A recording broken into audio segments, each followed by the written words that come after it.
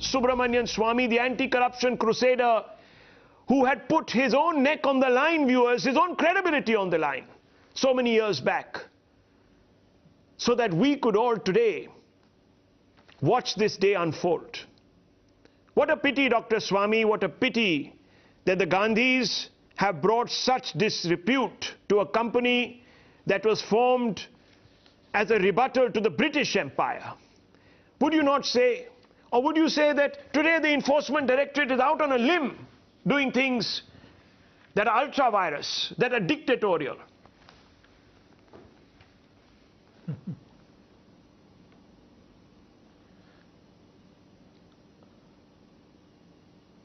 Yeah. Yes, sir.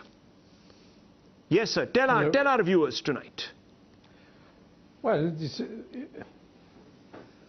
see, the issue is that fortunately in this case, there are no such thing as witnesses who saw something happen and so on, and there's a doubt always whether he's speaking the truth or not speaking the truth. Here it's all documents. The first document is that the Associated Journals Limited was closed down in 2008, and then chairman of the Associated Journals Limited, Motilal Vora, made a statement that we are not unable to run this newspaper, so we have retrenched all the journalists, and of course very soon after that they got rid of the machinery also. There's no machinery, printing machinery whatsoever in the Herald House, for example. And then having closed it down, he said, I am now indebted for 90 point something crores as loans from Congress party. The income tax authorities have now found there was no loan given whatsoever, not even 1 rupee.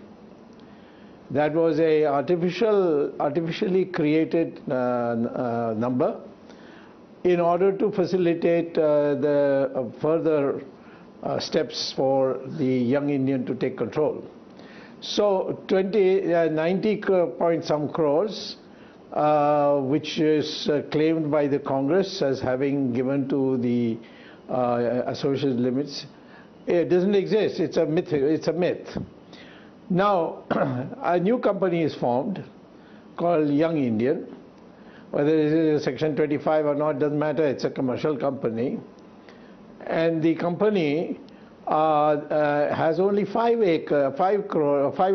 lakhs as its paid up capital. 5 lakhs is nothing. Nothing. But there are 6 people. 2 of them have 0 shares, and so now they go and tell the Congress party, your 90 crores will not come back because Associated Journals is closed down. There's no newspaper publication, nothing. There's no staff also. Even the machinery has been sold second hand. So, therefore, since you can't get back the 90 crores, which you are the owner of, if you transfer that to our name, that is the Young Indian, we'll pay you 50 lakhs. That's better than 0. So take 50 lakhs and transfer this 90 crores to us. So they transfer the 90 crores to them. Of course, they're all the same people. Sonia Gandhi is in Congress, Motilal Vora is in Congress, Rahul Gandhi is in Congress, and same thing in Young Indian.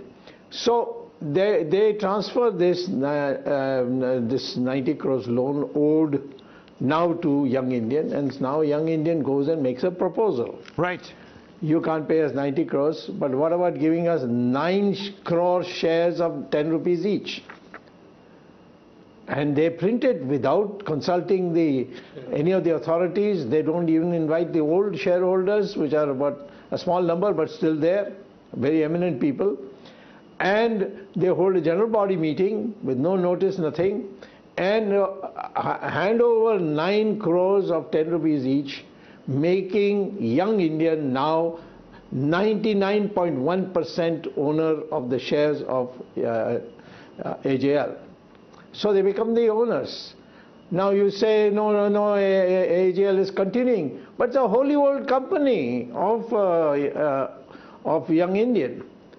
Now this, furthermore we find, as we go further, that this 50 lakhs that they gave to the Congress party, where did the Young Indian get it from? Their whole paid up capital is only 5 lakhs. They get it from a company called Doltex. And Doltex has already a number of money laundering cases against them. They have been traditionally converting foreign exchange into Indian rupees into foreign exchange. So the Doltex gives what they call in their account books as a gift, as a donation to Young Indian. And Young Indian records it as a loan with no interest payments, no term for when they should pay it back, no mortgage, nothing. And so when further investigation was there on my complaint, the ED found that actually the money that Doltex has is laundered money from foreign exchange, obviously come from some foreign bank account, may be traced very soon to one of the accused. And that is what Doltex gave, that they gave them 1 crore, 50 lakhs they kept to themselves, the Young Indian, 50 lakhs they used for So now, what is the meaning of saying this is a Section 25 thing, it's a non-profit thing? That's nonsense. Nonsense. Because we are only on the illegal transactions done with a motive. Breach of trust and so many other things which I brought in. The court heard all this and found them prima facie guilty. They went into the High Court, they went to the Supreme Court, lost everywhere. People say, why there's so much delay? It's because of these appeals. And finally the Supreme Court said, go and face the music in the trial court. So there they went, they took, they are on bail. They are on bail, they've given surety, and they've given also a mortgage. Now Dr. So, Swami, all these put together, please tell me. You are very lucid. Case is established. Yes. You have so beautifully and lucidly explained this. And of course, you have been vindicated, at least prima facie, by the trial court. No one here, viewers, it's a sub judice matter. No one here is passing any judgments. Please, the Chief Justice of India must note, because he has certain views. And he says, oh, the media continuously holds trials. Well, we don't, viewers. Here in this case, who are we speaking with? Dr. Subramanian Swamy, whose prima facie charges have, of course, whose allegations have prima facie been upheld by the courts. Now, I just want to ask you, and this is very important, Dr. Swamy, before I let you go. Am I wrong to say that the Gandhis got bail because they have SPG cover? I was told that in the order copy itself this is written. Now they don't have SPG cover, do they?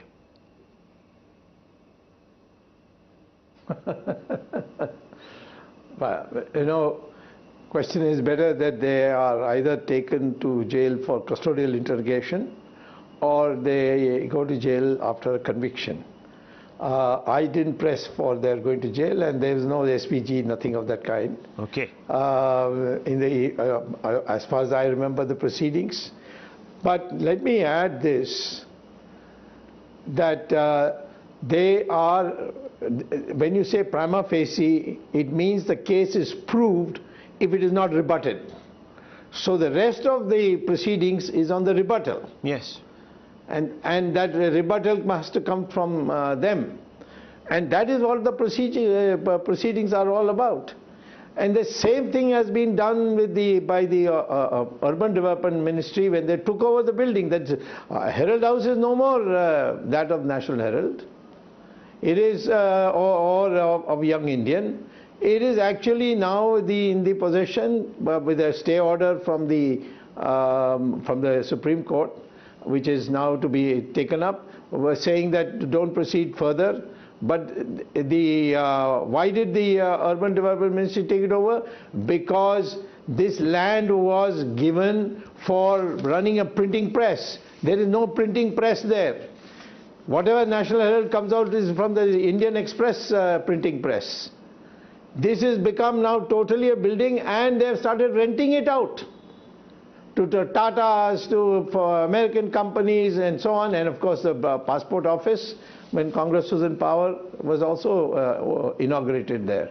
So you're and saying a passport office with a huge an asset that was paying. dedicated to public service, bought in the by an NGO, is now basically letting out its premises to earn profit. Is that what you're saying? That is a violation, isn't it?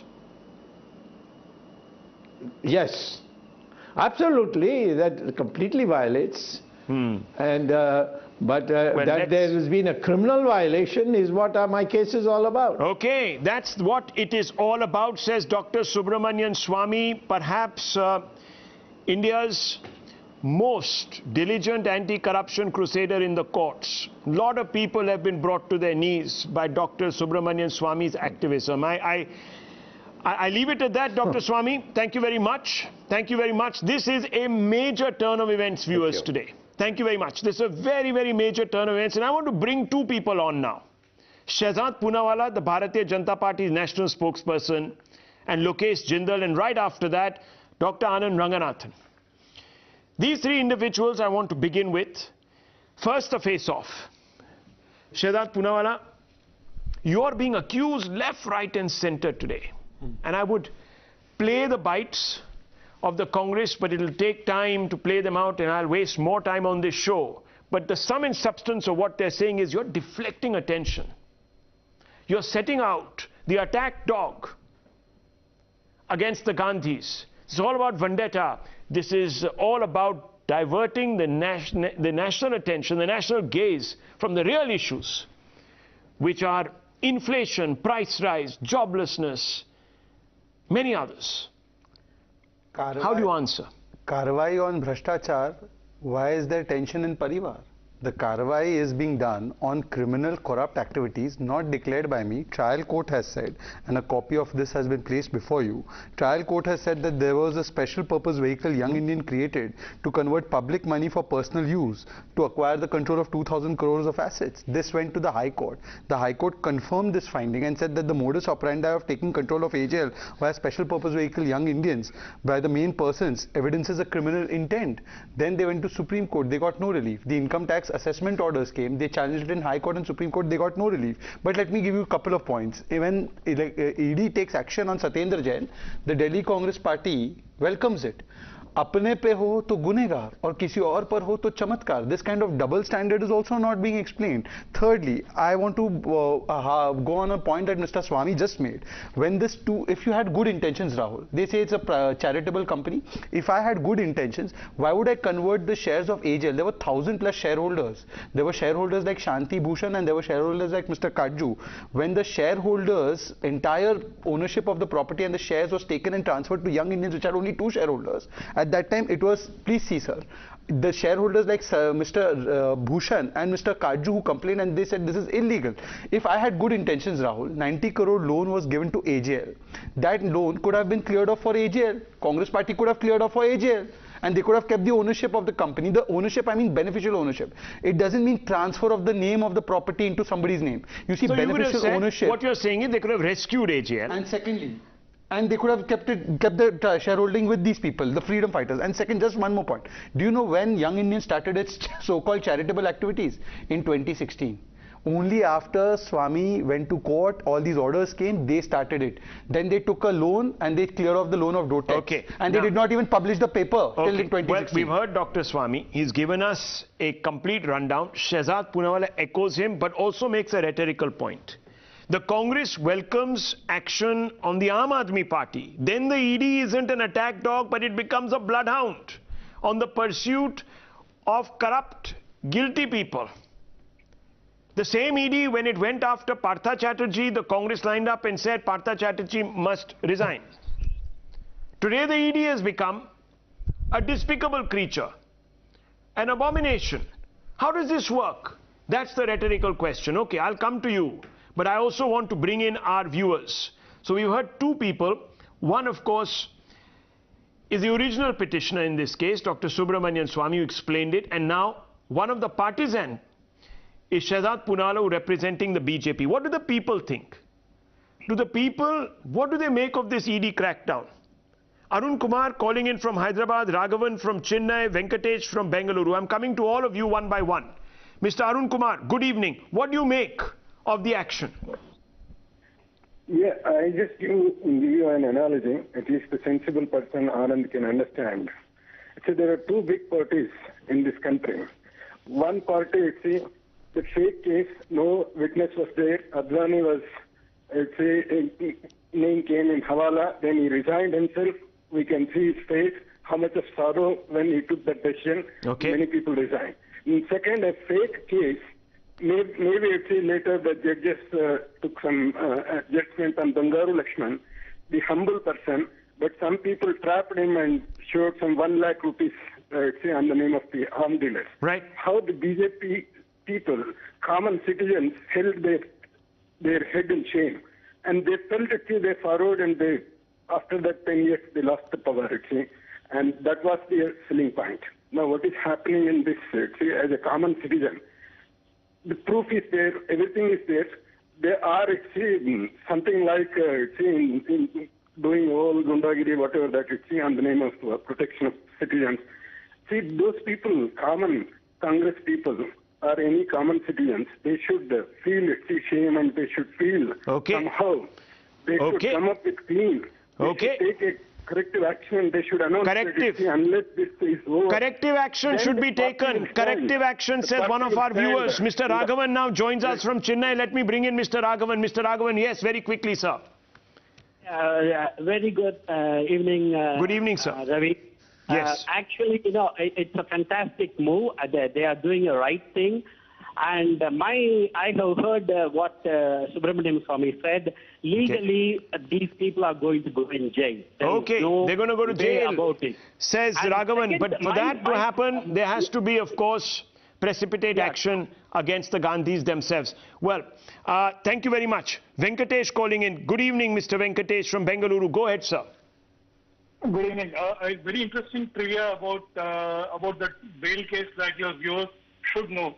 When irrepressible is a word used for Dr. Swamy indeed. And the case was logged when Upa was in power. During the bail hearing, Manmohan Singh, the active Prime Minister, was not given a seat. And Ishkaran Bandari had gotten up to give him the seat. The next time you have Ishkaran, you could ask him about this, number one. Number two is, there is a sense of entitlement in the Gandhi family that they are untouchables, that they might get some kind of sympathy vote.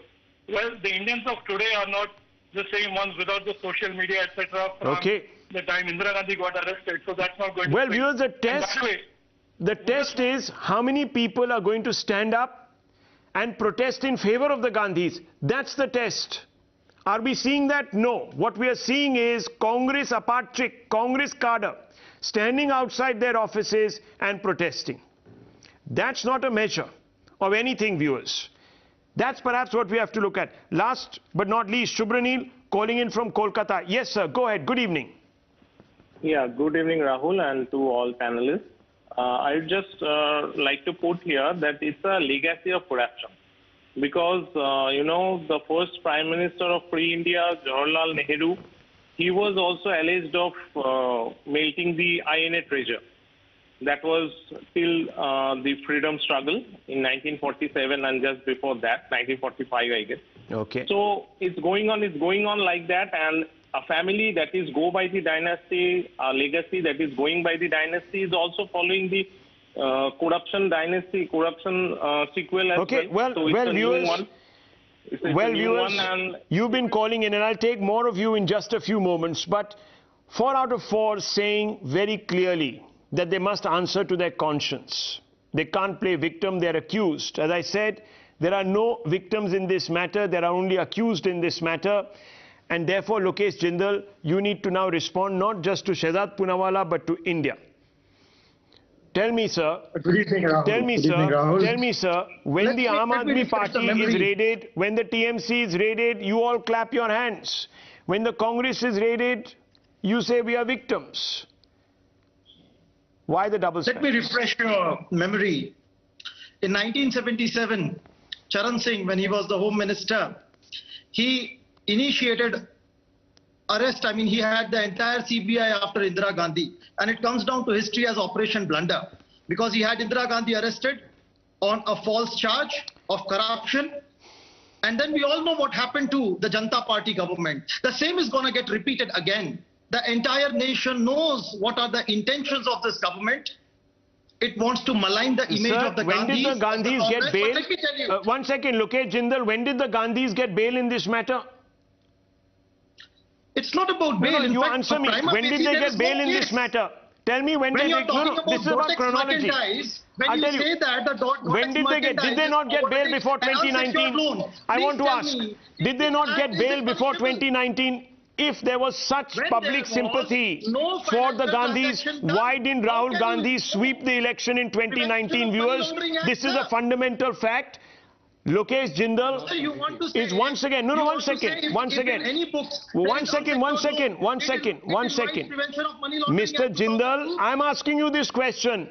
Bail, arrest, the threat of arrest, the first raids, everything happened before the general election in 2019. Rahul Gandhi lost Amethi, his own bastion, had to flee to Kerala.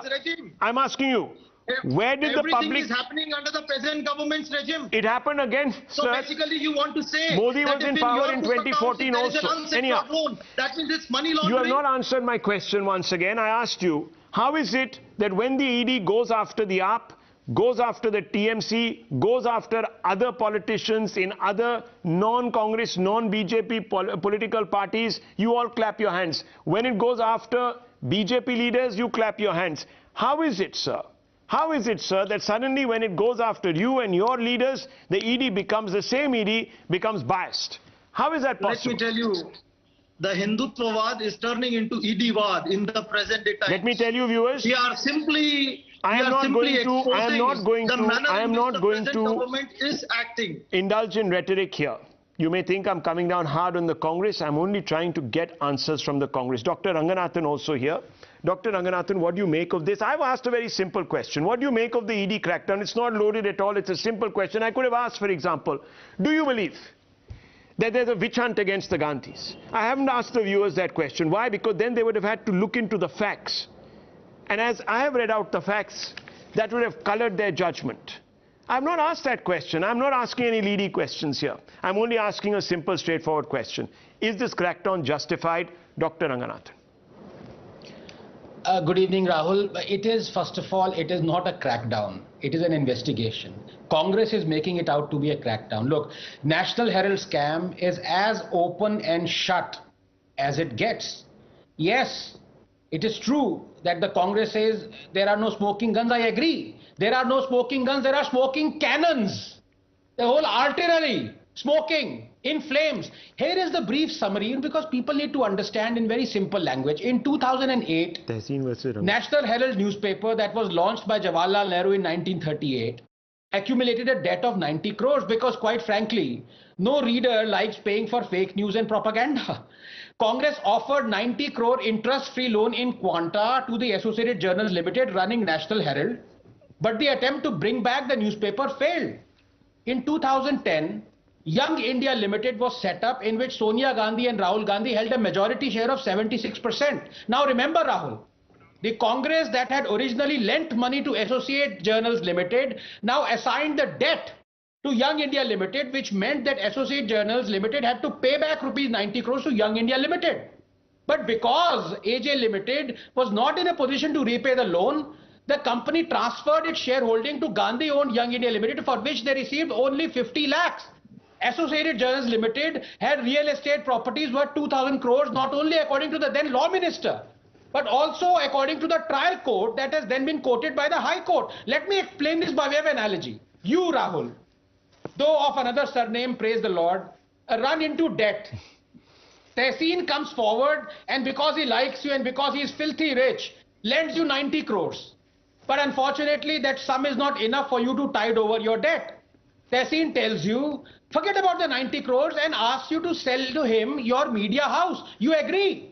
Tehseen buys you out for 50 lakhs. The small print, of course, is that your media house, even though it was bankrupt, owned Lattian's property worth 2,000 crores. So I repeat, The Gandhis paid 50 lakhs allegedly to buy property worth 2,000 crores. Not only this, AJ Limited even took out a loan to buy property in Panchkula by giving Herald House as collateral.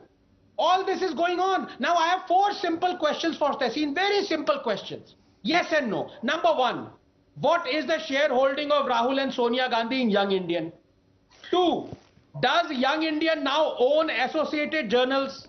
3, what is the total worth of the properties owned by Associated Journals Limited? And 4, who gave 50 lakhs to Young Indian so that it could buy Associated Journals? Very simple 4 questions to Tehseen. No, you actually forced me to ask another one, the 5th one. And this will land Tehseen in a little of hot water. Do you like me, Tehseen, or are you rich? I'm sure you don't like me, but you are rich. I like you. Very rich. I like you very much. I like you very much, and I have a rich heart. Okay. My heart is rich. So what he's saying is he likes me and he's filthy rich. When am I getting this sweetheart deal then? Tell me. You know, you can't tantalize me like this, Dr. Ranganathan. I am broke. You can't play to my weaknesses on my own show. Okay, nonetheless, let me bring in Tehseen on these questions. Tehseen, we've heard the very erudite Dr. Ranganathan. We've also heard the irrepressible anti-corruption crusader, Dr. Subramaniam Swamy. Both happen to be Tambrams, but that is a qualification in itself because they are laser sharp. That makes them laser sharp. They know how to move every piece on the chessboard. So I'm asking you, Tehseen Poonawalla, shareholders of Young Indians, who are they? 76% by the Gandhis, Rahul and Sonia ji. It's on your screens, viewers, so I'm not lying. Absolutely. This is absolutely true. This is a Congress, no doubt about it. This is a Congress sympathizer, very closely linked to the Gandhi family, endorsing our first graphic on your screens. So this is fact. No one is fibbing here, as I said, viewers. Now, Young Indians, do they own AJL? Yes or no? Yes, they do. No doubt about it. No doubt about it. What is the asset worth of AJL? Could be in excess of 5,000 crores. Forget 2,000 crores. 5,000 crores. Could be in excess. Could be in excess. Yeah. Okay. How come then with 50 lakhs you get assets worth 5,000 crores and who gave you those 50 lakhs? Great. Now, will you please allow me to answer and not interrupt me, because this is the crux of the issue. I endorsed all 3 points. If only my dear friend Anand Ranganathan, for whom I have a lot of respect, would have read the first paragraph of the AGL objective and the first paragraph of the Young Indians objective, which is similar. AGL cannot transfer one property to Young Indians. That's the first objectives of both the companies. Why? 2 reasons, Anand. One, Young Indian is a Section 25 not-for-profit company, so they can't take dividends as well, so property cannot be transferred. But more importantly, the 5,000 crore worth property, Anand, in Lucian's Delhi and etc. is not owned by AGL in the fact how Rahul has hundreds of thousands of crores, my friend on this channel. It is on lease. It's government property on lease. So you cannot sell it to repay your loan. Now, I just have one paragraph to make.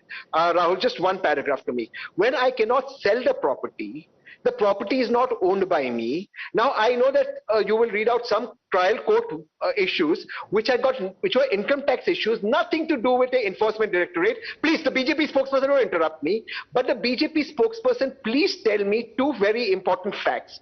In the observation of the trial court on income tax that you read out, the schedule offences are 420, 120B. 420, 120B does not come as a schedule offence under enforcement directorate by itself. Number two. Please, sir, please. Then he can go. Please. Okay, one second. Two technical points he wants to answer. Then you can ask the next follow-up question. Okay. 1 second, Shahzad Poonawalla answering. Yeah, I'll give you that time, Dr. Ranganathan. Right after. I have studied law. Let me clarify 2 points. In transfer property, there are 2 kinds: physically transferring it through the deed, and there is a beneficial ownership in a property that you may have control over, that gets transferred. That means you may have control over a property even though it's not in your name, but you acquire rent and other interests in it. That beneficial ownership was transferred, and therefore the Gandhis got the income from that property. They pocketed it and did not show it to the income tax, which the income tax highlighted, which was upheld by the High Court and Supreme Court. So the beneficial ownership, which is different from the transfer of a physical deed ownership, has taken place. Point number two, dear Tehseen, just now the validity of Section 3 of PMLA has been upheld. The Section 3 of PMLA says that it is any proceeds of a criminal action, which includes actions under 420, 406, 120B, which are all scheduled offences under Section 3 of PMLA. By the way, money laundering does not mean money going in and out of the country. It also means fruits or proceeds of a crime, and therefore this has also been challenged by you in Supreme Court, and you have lost the battle on that challenge. So this very much makes a base offence for proceedings under the PMLA by the ED. And by the way, if this was not the case, Motilal Vora, others have been investigated under this. Your assets have been attached under this. If it was all under no legal provision, you could have challenged and got relief. Mr. Chidambaram got no relief on this. Okay, Dr. Ranganathan wants to come in. Dr. Ranganathan wants to add, and then you can respond. Yes, Tehseen, yes, thank you so much. I'm very grateful. You know, Tehseen wouldn't mind this analogy or metaphor. You know, मैंने Tehseen का नमक खाया. He treated me to lunch, so I'm very grateful for that. लेकिन आज Tehseen, Rahul, वो आटा है जिसको मैं गूंदूंगा और शहजाद फिर ऐसे करके तंदूर में घुसाएगा. So let me start goondofying Tehseen, my good friend. Number one, Tehseen hasn't answered who paid 50 lakhs to Young Indian Limited so that they could buy out Associated General. He hasn't answered it because he knows the people who paid are entrenched in Hawala. Number one. Number two, is it not a fact when Tehseen says the AJ properties are actually properties of the government? How on earth could they then buy out Panchkula property by using Herald House as a collateral? Government property ko collateral rakh ke Panchkula ki property kharide. And number three, just final question, Tehseen, number three. When you say that AJ is not for profit, it cannot sell the property, it is an agreement between AJ as well as Young Indian. Can it not in a court of law be annulled? Of course it can. These are the three questions, and over to Shahzad. Can I be allowed to reply? Can I be allowed to reply? Can I be allowed to reply, Rahul? Yeah. Very important questions raised. Yeah. Dr. Ranganathan, आपने मेरा नमक खाया, मैंने आपको दिल दिया है, but unfortunately आपकी रोटियां जल गई और पूरी तरह से जल गई. You stick to steam baturas, and I'll tell you why, Dr. Ranganathan. The 50 lakhs, no, I'm telling you it's 1 crore. It came from a company called Dotex. Who owns this company? The Goenka Group. Now, please allow me, Doctor. Please allow me. Is it the stand of the Bharatiya Janata Party or you, Dr. Ranganathan, that a Goenka company is a shell company, a Hawala company? Just because ED gets out fake press releases does not make it a Hawala company. If it was, they should have taken action against Goenka Ji. They haven't. It's not a shell company. It's owned by Goenka Group. I'm saying this times now. Rahul, please fact check me. Ask your team behind to fact check me. Second thing, Rahul, yes, you're right. The Panchkula property was got by putting Herald House as one of the collaterals. However, that was for the objective of running the newspaper, and the newspaper has since then started. So the objective of running came in. 1 second, please. He said it has not yet started. Please. Come on. That's not fair. Anand, that's not fair. Let's not trivialize it. So Panchkula came with Herald House, which was a leased property where a newspaper ran, and next second newspaper started, or second edition of that newspaper started. Can I ask you, were the proceeds of all the rent that was charged after letting out the properties in Herald House, were they diligently served up before the income tax authorities? Were they the proceeds? See, it's Young India and is a Section 25 company. No dividend can go home. All the proceeds is a matter in income tax, not under Enforcement Directorate. The judgment Shahzad quotes from is income tax, which is not a criminal offence, and that is a tax dispute, I concede. And that is, one second, Shahzad, please. That's a dispute. But I have one paragraph to say. One second. They've challenged income tax. But I have one paragraph to say, and I'll end. Just one paragraph. This is specially dedicated to the BJP. Banne Congress ko tu aaya hai, zanjeer badi kya laya hai. Okay, now all this, look, let's set this aside. Ye sab shera shawri band kijiye, sir. Let's get into the shares, the real shares. Share ko band kijiye, share ko chalaiye, share se baat kijiye. Now let's get into it. Yes, very quick, Shahzad Poonawala. I have 4 viewers who are going to come in. Yeah, please. Yes. First of all, I am not quoting from an income tax order. I am quoting from a criminal court order, which Ishkaran in fact argued in front of, and the lawyer is right here. So it's not an income tax order, and the charges are under IPC, not Income Tax Act. Secondly, in the income tax order that was actually upheld by the High Court and Supreme Court, please, sir, please don't interrupt. Dotex and its status as whatever it is and stands for has been upheld.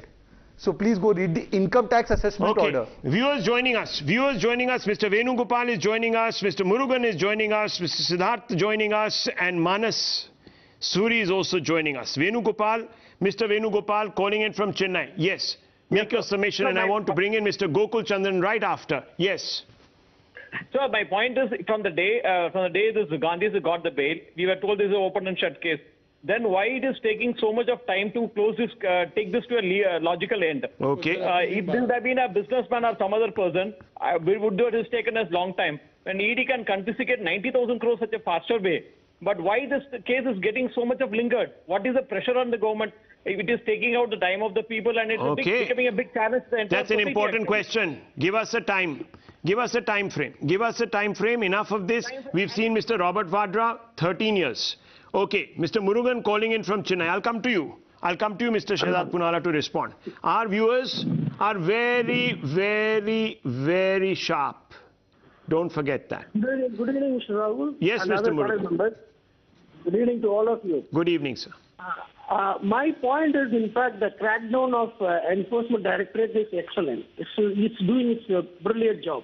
Brilliant. There is no doubt about that. Okay. But the problem is, there are two things. One is, many people, opposition parties say, even some of the BJP netas also saying that conviction rate is very low, number one. Number two, it takes longer duration, like Mr. Venugopal just before he said. Final question is, let us assume that court has convicted Gandhi's family. Will the government, BJP government, go and put them behind the box? Will it not work against There is doubt in intent. There is doubt in intent. Two viewers expressing that. Siddhartha calling in from Bengaluru. Yes, Mr. Siddhartha, good evening tonight. Yes.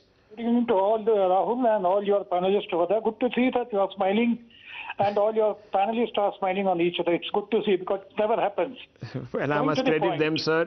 They're making me smile. Otherwise, they make me angry. As you know, they attack me personally. Good, so good today, that you keep smiling. Smiling is good for health. You keep smiling. I wanted you to see smiling. Thank you, Coming to the point now, why there is a hue and cry?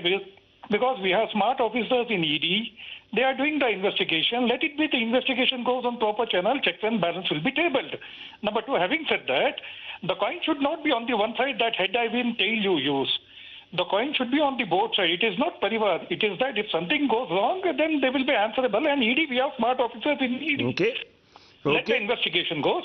Checks and balance will come out automatically after the investigation done. Yes. Thank you. Let the Congress should be open-minded. They should let the ED present its case. The ED then will be on test. And if they haven't done anything wrong, they will come out glowing, smelling of roses. Smelling of roses, viewers. Let me bring in Manas. Manas calling in from Dehradun. Good evening, sir. Please go ahead. Good evening, Mr. Rahul. I really welcome you back to you after a few days off. Yes, sir. Coming to the point, one of the panelists is talking about 1980s, before 1980s, about Mrs. Gandhi.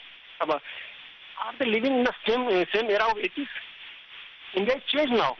India is no longer in India of 1980s. Janata Dal was united against the Congress, but they were not that interested. So coming to the main point, basically, right now, if the Congress spokesman, people coming here on the channels, trying to defend, which cannot be defending, with the illogical logic. Okay, well, today the Congress, eight viewers have called in, viewers. The Congress is getting no sympathy. Gokul Chandran, I apologize to you for coming late. But as you know, I had to set this up. Mr. Chandran, I just have some fundamental questions. Forget about the particularities of the case. I want to ask you. There are so many charges. Prima facie being upheld by the court. You wanted Partha Chatterjee to resign. You wanted Mamta to sack him. You wanted Satyendra Jain to go. You wanted ministers in Punjab to step down. Gokul Chandran, in the interest of probity, why don't you want the president of the Congress party, Sonia Gandhi, to step down? Why these double standards? Can you explain to me? Yeah, sure, Rahul.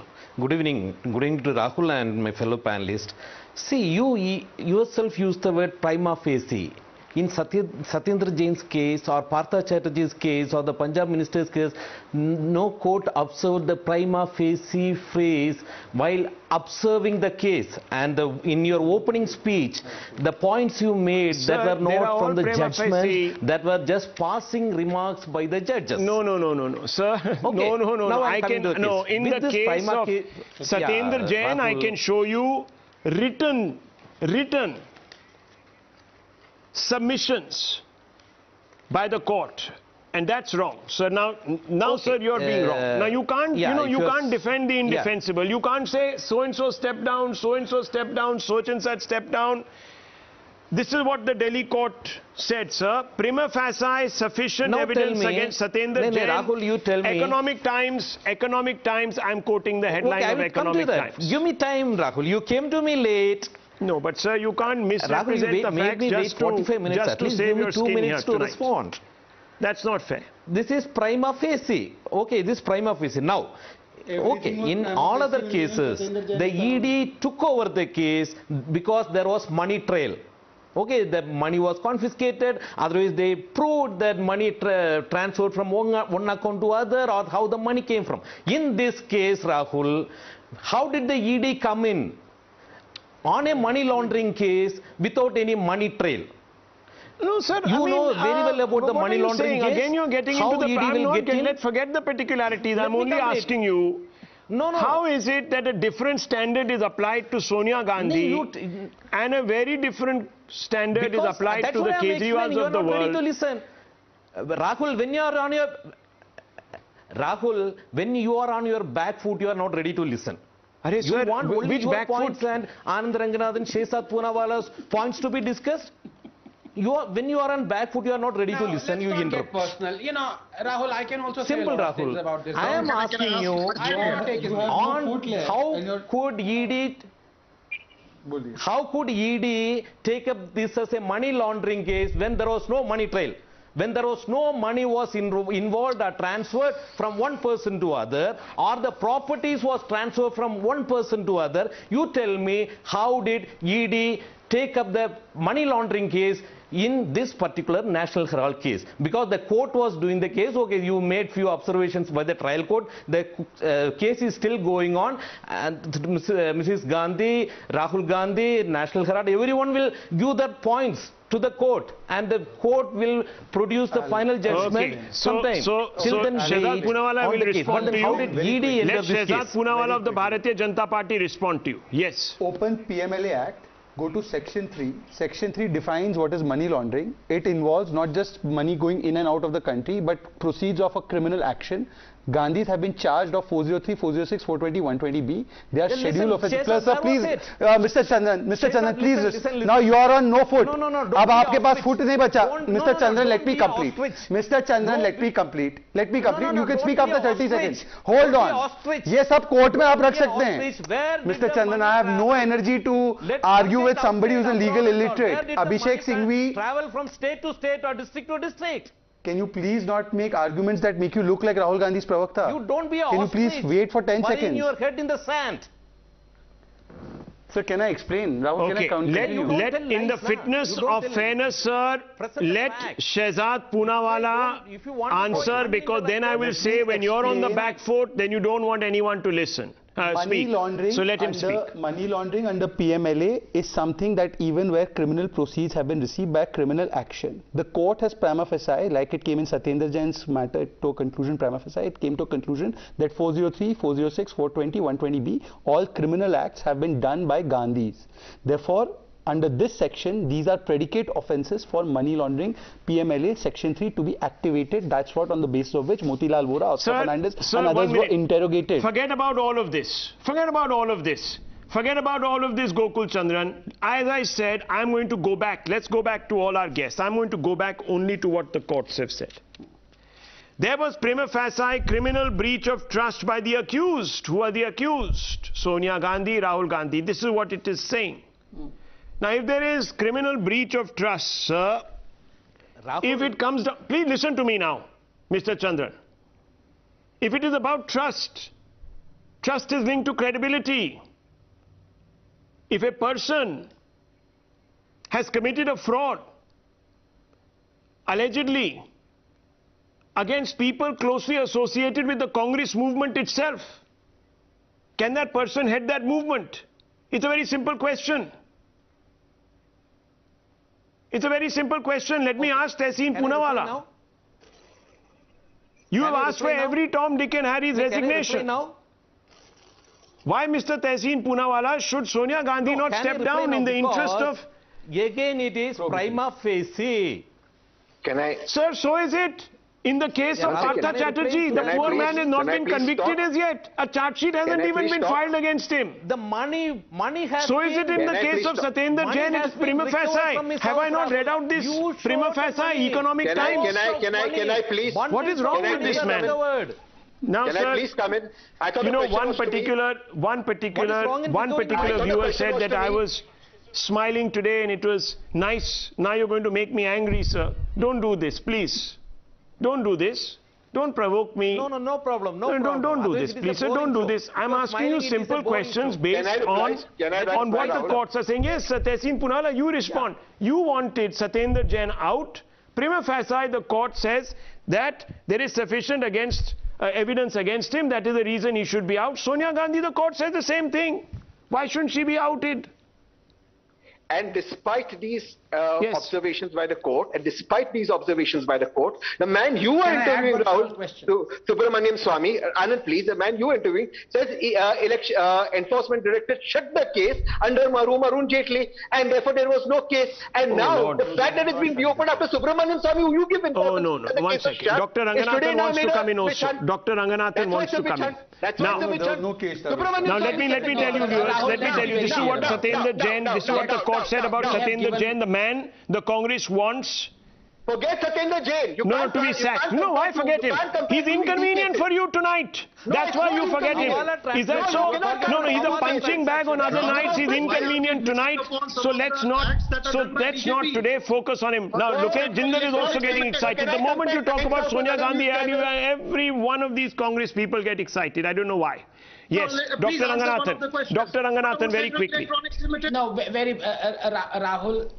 Rahul, let us be very clear about one thing. My good friend Tehseen, Mr. Lokesh Jindal and the political analyst Mr. Gokul Chandran, they are going to continue to defend the indefensible, and on record I can tell you, you can go back and listen to this previous 1 hour. Shehzad and I have only delivered facts. 11 facts. 11. I've counted now. Tehseen, please don't interrupt. So Tehseen is not... Rahul, I just want to end with 10 seconds. Central Electronics Limited, when you say that how come AJL with the property... Lokesh, please don't do this. I just wanted to end by saying at least one thing. At least one thing, Tehseen, my good friend, in the interest of morality and ethics in politics, please agree that there was no place for Congress leaders and politicians and workers to block roads, burn vehicles, if one of their person was just to be simply interrogated by the ED. At least agree on that, yeah. When was vehicles burned? Please do not say a lie on the national television. Burnt. I'll show you the proof of that, Mr. Jindal. You quit politics forever? I'll show you. No. He said where was vehicles burnt, I'll show you.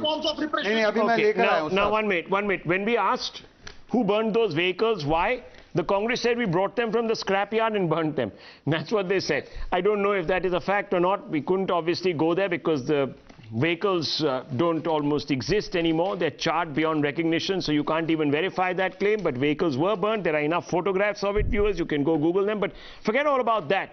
The principle here is, why is Sonia Gandhi still there as the boss of the Congress party when she is facing what the court says are charges that make her liable for criminal breach of trust prima facie? I'm adding this point. I have not at any level, viewers, moved from the script of what the court has said.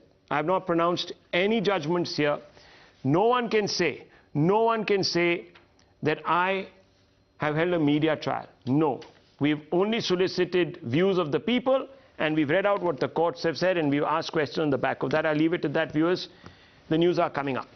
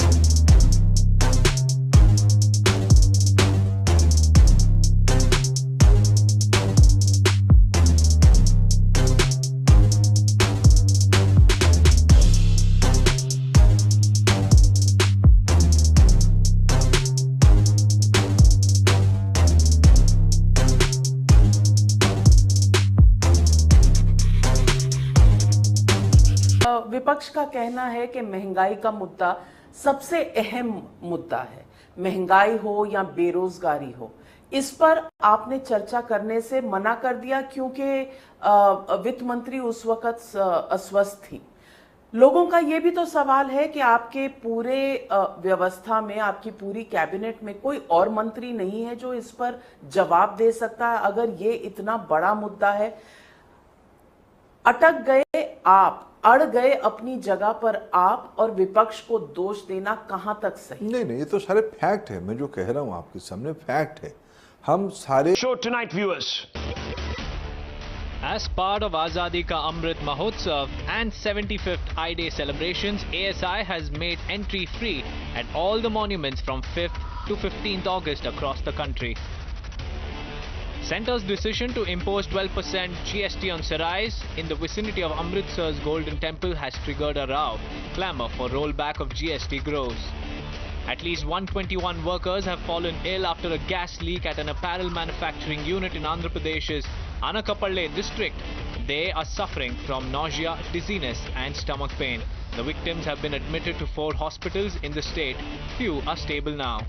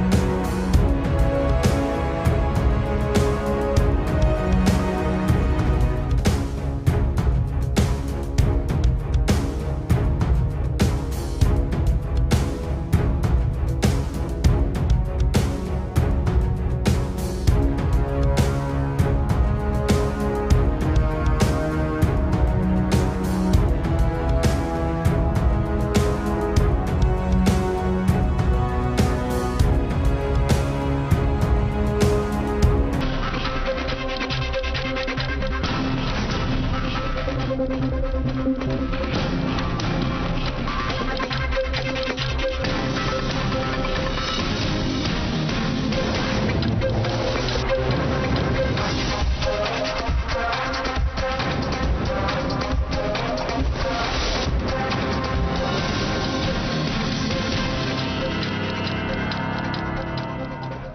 evening, ladies and gentlemen. Today, we saw a central agency striking at the heart of the Congress party. The Enforcement Directorate sealed the office of Young Indian Private Limited inside the Herald House in the national capital. Congress is locked out of its key asset due to alleged non-compliance in the probe. Sources within the Enforcement Directorate have revealed that they wanted to search the premises, but they were blocked, and as part of procedure against non-cooperation, the office was sealed. Now, what's interesting is that before the obstruction in the probe, ED sleuths got a look around. No office like set up inside the Young Indians office at Herald House, documents dumped almost as if they were being stored in a godown, and not even chairs and tables that normally are seen in working offices. Are these documents the key to the investigation in the alleged money laundering case? We'll find out sooner than later. But the Congress party is pushed to the wall tonight, at least in the investigation in this case.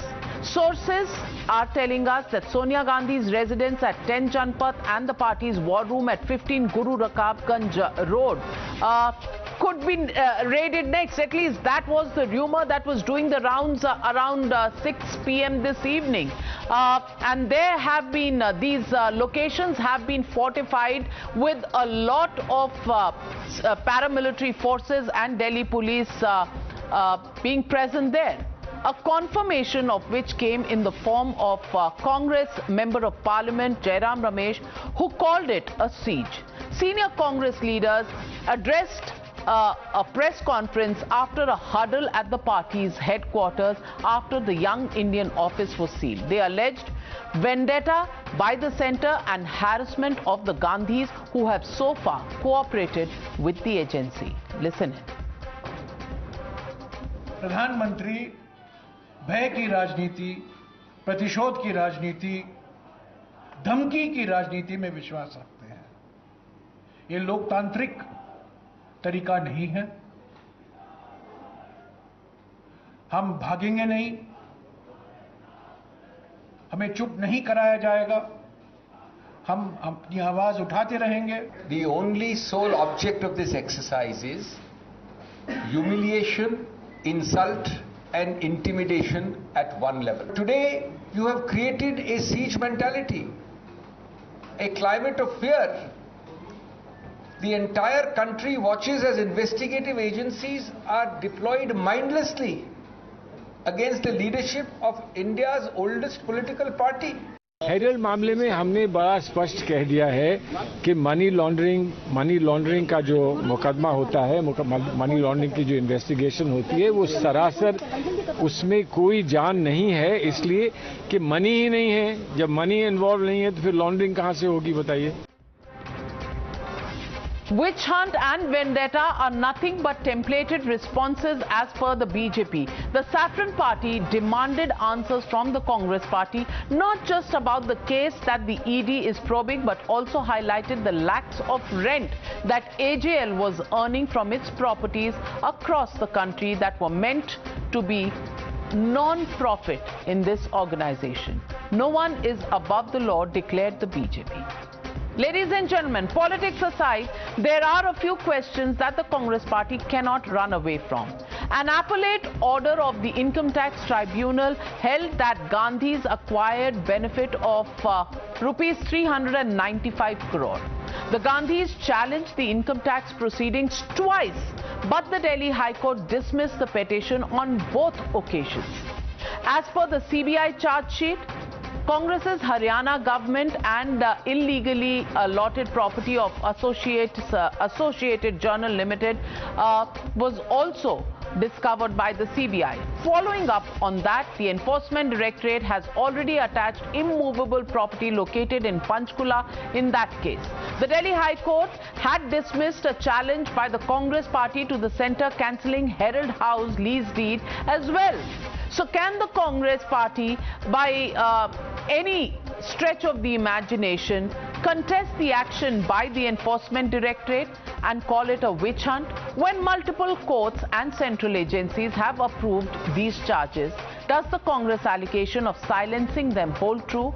And that's why the question tonight, the legitimate question on the news hour, is just this: is ED heralding era of zero tolerance against corruption? That's the question, and that's the debate. Hashtag Young Indian Sealed. The debate on the other side. You're watching the News Hour at 9. Debate number 1 on Times Now, Super Prime Time. And joining me tonight in the studio with me is Anurag Bhadoria, spokesperson of the Samajwadi Party, Sanjay Jha, author, and my friend, the suspended leader of Congress Party, Dr. Suman Sriraman, political analyst, Meeta Chakravarti, political analyst, Ishkaran Bhandari, advocate. But my first question goes to Dr. Shambit Patra, national spokesperson of the BJP. And Dr. Shambit Patra, the charge against you is that you are treating the Congress leaders almost as if they are terrorists. You've put security forces outside their homes, outside the Congress office, almost as if you're going to arrest them. And the question is, how much is enough for the BJP when they're going after the Congress party? From raids in 16 places yesterday, from questioning of 50 hours for Rahul Gandhi and about 20 hours for Sonia Gandhi, what is your next step going to be? Arrest?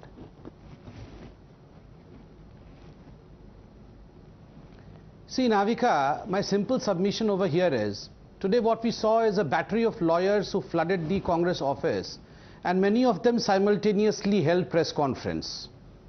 My simple submission over here is, look, this is the Congress party which can even knock on the doors of Supreme Court to free a terrorist. We have seen in the past that they have gone to the Supreme Court and they have forced upon the Supreme Court to open their gates in the middle of the night. If such is the humiliation that they are facing, if such is the, I would say, atrocity that this government illegally is meting out on the Gandhi family, do you think these battery of lawyers of the Congress party would only be holding a press conference and would not be knocking at the door of the Supreme Court? They should rush to the Supreme Court and they should cry before the Milords that, Milord, look, this is what is being meted out to us. And I'm sure if they don't believe the system, they probably may not have faith on the ED, they may not have faith on the political system of this country. But I'm sure those who have come to support the Congress party today in this panel will also agree to the fact that they have complete faith in the judiciary of India. So let the Supreme Court decide.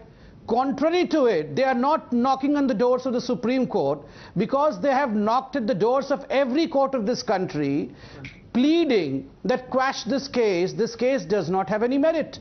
And remember, from Patiala Court to the Delhi High Court, the Delhi High Court even went a step further, saying that it smacks of criminality.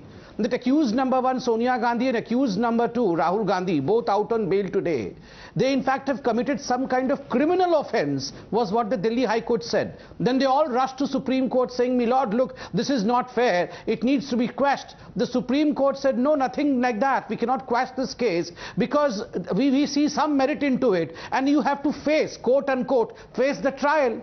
So today they are facing the trial. Why should you be crying? Sanjay Jha, if there's nothing to gain, if there is no monetary benefit, I'm just asking a question that a common man on the street would ask. Why hold 76% shares of Young Indian and have such a huge headache on your hands? Also, 90 crores loan given by a political party to a professional organization, Associated Journals, which ran a newspaper. Is the Congress party in the business of lending and borrowing? Is it a commercial financial institution? And number three, how conveniently the loan given to AJL then gets taken over by young Indian who pays 50 lakhs. And well, 50 lakh do and 2,000 crore property across the country is what you get access to. That's roughly the case of this entire National Herald case as it's being called. I want to ask you, why jump to conclusions that you're being treated like terrorists when there is a small action of the sealing of the Young Indian office, which is not even an office. There are no tables and chairs. There is just a go-down full of some dumped files. Why is the Congress so ruffled with this action? Navika, I will not take too long today to answer your questions, and the time that I will have left, you can please pass it on to my friend Sambit to possibly take advantage of. So let me keep my answer very brief. There is no need for me to explain to you the intricate details of the case. I'm aware of it though, for the simple reason it will be argued in the courts, and I put my neck out today on your show, on your very popular program, watched by millions, that this case will be thrown out by the court, by the highest court for sure, and the BJP's phoniness, fabrication, and its attempt to be malicious and to indulge in this malignant campaign will be exposed before the people of India. I hope it will happen soon. Now, very quickly, my response. I hope the viewers of your show are today looking at my statement, not the prism of just being an ex-Congress spokesperson, but I speak even as an ordinary citizen of India. Navika, India is today a police state.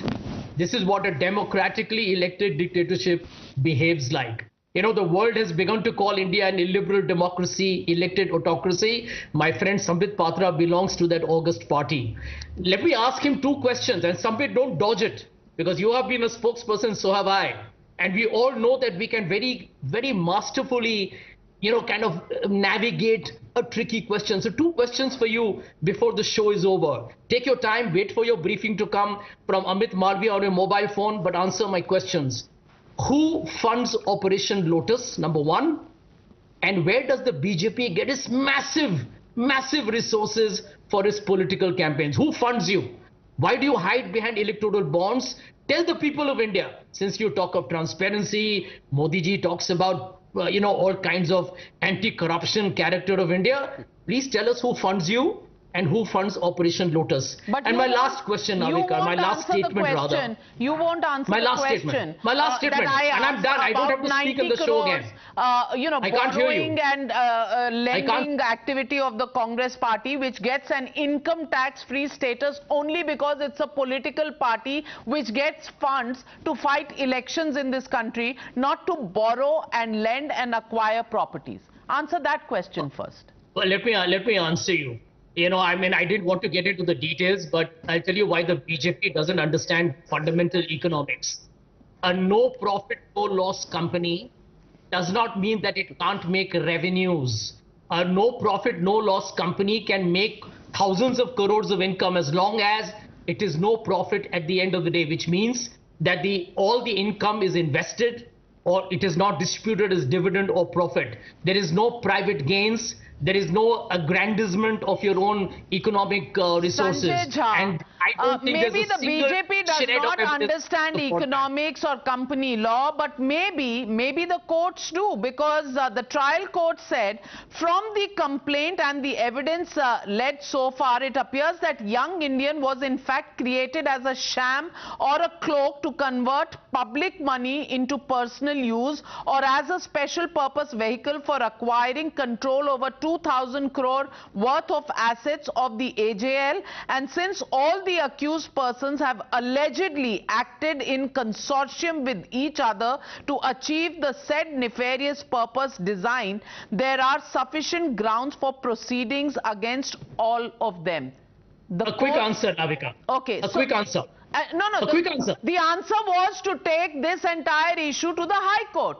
And the High Court refused to stay what you called action by the agencies. And then this matter went to the Supreme Court. My friend Sanjay Jha, the answer from the Supreme Court was, we cannot quash this complaint. So my friend Sanjay Jha, unless you are saying the BJP runs the courts in this country, why are you only doubting the economic understanding of the BJP? Why not the courts as well?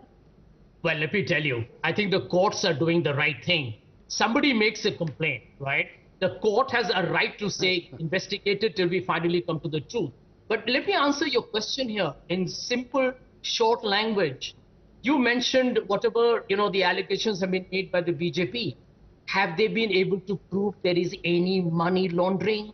Have they been able to prove even one paisa of corruption? No, that is work in progress, and I will reserve my comment. I will reserve my comment on it, because it may very well be that the findings are thrown out of court. Who knows what happens when time elapses, when investigations go to court, what happens then. I'm not an astrologer to be able to tell you what's going to happen at that time. But Ishkaran Bhandari, is the Congress dodging from the question of the investigation, where courts have made observations and in their written orders said that this investigation must go on. And when this evening at around 6:30, there was this sudden earthquake in the AICC office, because there were, police force and paramilitary forces outside.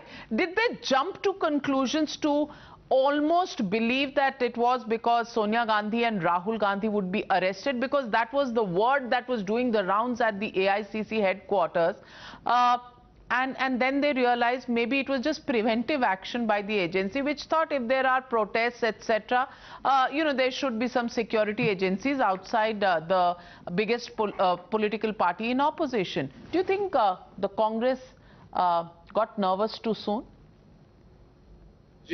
Anybody who has been summoned by courts in a criminal investigation and is facing an ED investigation in which they don't get relief from trial court, high court, Supreme Court, probably is under the apprehension of arrest. That's the law of the land. Whether ED does it or doesn't do it, that's for the investigative agency to decide as per Supreme Court judgments. But let me start by one point.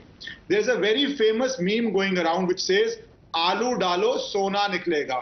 Probably the person who said that knows it, because that is how 50 lakh rupees gets converted to 2,000 crore rupees. So maybe we didn't understand that statement, because if we understood it, maybe the person knows how to do it. Only thing is, that happens when you have a sweetheart deal and you control A, the Congress party, B, the Young India, C, Motilal Vora, your treasurer of Congress party, controls a company which controls lands worth thousands of crores. I have 2 or 3 simple questions. Everybody knows how this happened. Firstly, 90 crore loan given by Congress. Which Congress person has come out with a statement saying 2 crores loan given on 1st January 2010 and 5 crores given on this date and 8 crores given on this date? Where is that 90 crore in check or in white given? Why doesn't Congress firstly show that? Let me come to the second point. If money is to be recovered from AJL, where did Congress party file a court case to recover money? Either a case to recover money or winding up petition that the company be winded up AJL and the company gave us money, or a receiver be appointed who will ensure that we give 90 crores back, because this 90 crore is public donation, public money, not Congress's own money. So tell me a court case where they tried to recover 90 crores. Third thing, what is Young India's expertise to recover money from a company? Is it a money recovery company that they gave it to recover money from AJL? What is the history of recovering money, and that too for an amount of 50 lakhs only? Fourth point, where does this 50 lakh come from? Normally when a company opens, the shareholders of the company give money. Here, how does that 50 lakh come? What is Doltex? Why is Doltex under investigation is to be seen. And last point, I think more than anybody, Sanjay Jha should be disappointed, because if Congress had recovered money or Congress took over the properties of AJL, tomorrow when Sanjay Jha has a glorious entry back to Congress and he becomes the Congress president, he would have controlled AJL. He would have controlled the revenue of properties. He would have controlled the income of AJL. But Young India Even if Sanjay Jha tomorrow becomes the Congress president now, he will not have control of these properties. The control of these properties will lie with Sonia Gandhi and Rahul Gandhi. That is why the recovery was not done by Congress, but by a special purpose vehicle called Young India, owned majority by Sonia and Rahul Gandhi. Well, Dr. Suman Siraman, you know, let's talk about the case and let's forget the rhetoric around it. My only question is, if there is an investigation, the investigation has to go on, and so far Sonia Gandhi and Rahul Gandhi have cooperated. The question today is, why create a situation as if, you know, presence of security forces is because BJP dar gayi hai, because we want to protest on 5th of August. BJP dari hui hai. That was one part. BJP is treating us like terrorists. I thought those security forces, at least on the surface, it looked like, because they were there for some time and then they went away, it looks like they were there for any preventive action if in case there were protests, because Young Indian office was sealed. And number 3, the ED has said in a statement to us, stating that they contacted Mr. Mallikarjun Kharge, who is the principal administration officer of Young Indian, and they wanted to raid this place or search this place, Young Indian office, in his presence, which is the requirement under law. He did not respond. He did not get back to the agency, in which case they went and sealed it. The day he cooperates, it will be opened, searched, and they'll go away. The question is, why is the Congress so rattled today? Navika, I trust, like you gave all the others a fair amount of uninterrupted time, I will get the same amount of uninterrupted time. First of all, this is, of course, as the Congress party has been saying, and a lot of us have been speaking, money laundering case without money, which is, you know, which is a new concept in itself. We'll have to wait and see where the ED goes with this. But I think everybody by now is quite familiar with the script of the ED.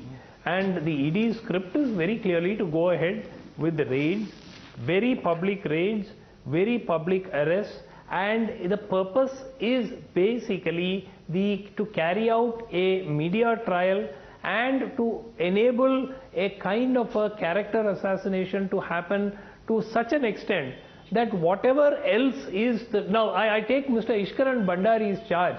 90 crore, how did Congress give? They have to come and say 10 years, 8 years an organization has been investigating this case. They don't know where that 90 crore came from. I mean, how absurd is it? This is like saying, Navika, you are guilty of this offense. Now prove that you are not guilty. That is ridiculous. It is for the investigating agencies to prove that this 90 crore was not given as alleged or was given fraudulently, if that is the allegation which is being made. It is not for the Congress party to come to the media and say, see, here I gave 90 crore. Second, very, very important. Now, so far, nobody has come up with any specific charge that money was transferred from Young Indian / AJL to the accounts of Sonia Gandhi or Rahul Gandhi. Now that, it's a Section 25 company, money cannot be taken out by the directors of the company. Has that been violated? So far, nobody has even made that allegation that money has gone into their personal accounts. So this entire story of where this case is going seems pretty clear. You want to raid Young Indian's office 8 years later, or no, more than a decade after this entire matter has occurred, and after 5, 6, 7 years after this matter is before the whole country.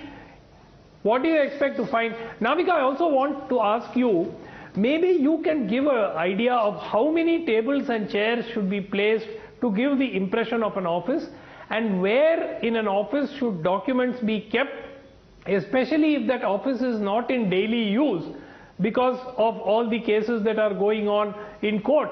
Now, I honestly do not know. Maybe your expertise will help provide inputs as to how many tables and chairs should be put into an office to give the quote-unquote impression of an office. Quoted that the and I don't know this. I honestly don't know. 1 minute. Now you've had your say. You are asking me for advice. You're the advisor. You're the analyst. I quoted that this is what was being said by the enforcement directorate officials. I'm quoting my source. I'm quoting my source, Suman C. Raman. You want to question, you want to mock, be my guest. But the fact of the matter is, that I'm not in the business of advising anybody, least of all you, on how to keep the Young Indian office. Whether you want to keep it as an office or a go down is entirely your choice. But Dr. Sambit Patra, the question raised by Suman C. Raman and Sanjay Jha before that is, आप अपना तो बताते नहीं है कि आपका operation lotus कैसे finance होता है. आप very opaque system of electoral bonds रखते हैं. And after that you have the gall to ask questions of Rahul Gandhi and Sonia Gandhi. It's a charge against you. Respond. Navika, this is so churlish and puerile. I mean, saying that who funds Lotus, Operation Lotus, who does your electoral funding. I mean, this is like skirting around the bush and not reaching to the point of answer, because you today have been ambushed on National Herald and you know what the truth is. So you don't want to answer any question about National Herald and you want to ask about others. Please, you can reserve these questions for other day, but today we are discussing on National Herald. My simple submission over here is, well, supposedly if Rahul Gandhi and Sonia did not commit anything wrong, anything corrupt, then why was it that Rahul Gandhi misled the IT department in 2010, did not mention that he was one of the directors of Young India? And that's the reason as to why there was a 154 crore IT slap on him, which he had misled to say that he had to pay only 68 lakh rupees. This went to the lower court, then to the Delhi High Court, and then to the Supreme Court. All three courts refusing to give any kind of relief to the Gandhis. This is not the primary case, this is the second case. Apart from the primary case, this is the second case. So they were misleading all agencies of the country. If it was all fair, it was just a Section 25 company, Rahul Gandhi did not earn anything out of it. So why mislead in your affidavit to the to the electorate? In your affidavit, you said that you are not a director in any company, while you are the director of Young India Company, number one. Number two, and very importantly, who are the initial complainants? Who is Shanti Bhushan? Shanti Bhushan, the former law minister, is not a BJP supporter. Who is Justice Katju? Justice Katju from the Supreme Court of India is not a BJP supporter. Both of them together complained because both of them were shareholders in National Herald. What was their complaint? Their complaint was our shares were given to Young India Limited without consulting the shareholders. Not even one meeting was called of the shareholders. So why should we be robbed of our rights? Was their complaints. They wrote letter about it to the concerned authorities. No, why? Why a shareholder meeting was not held? Number two. Number three, and very importantly, we are not treating, no one is treating the Gandhis as terrorists. But looters are to be treated as looters. They plundered and looted. So are they entitled to some kind of decorative treatment? Of course not.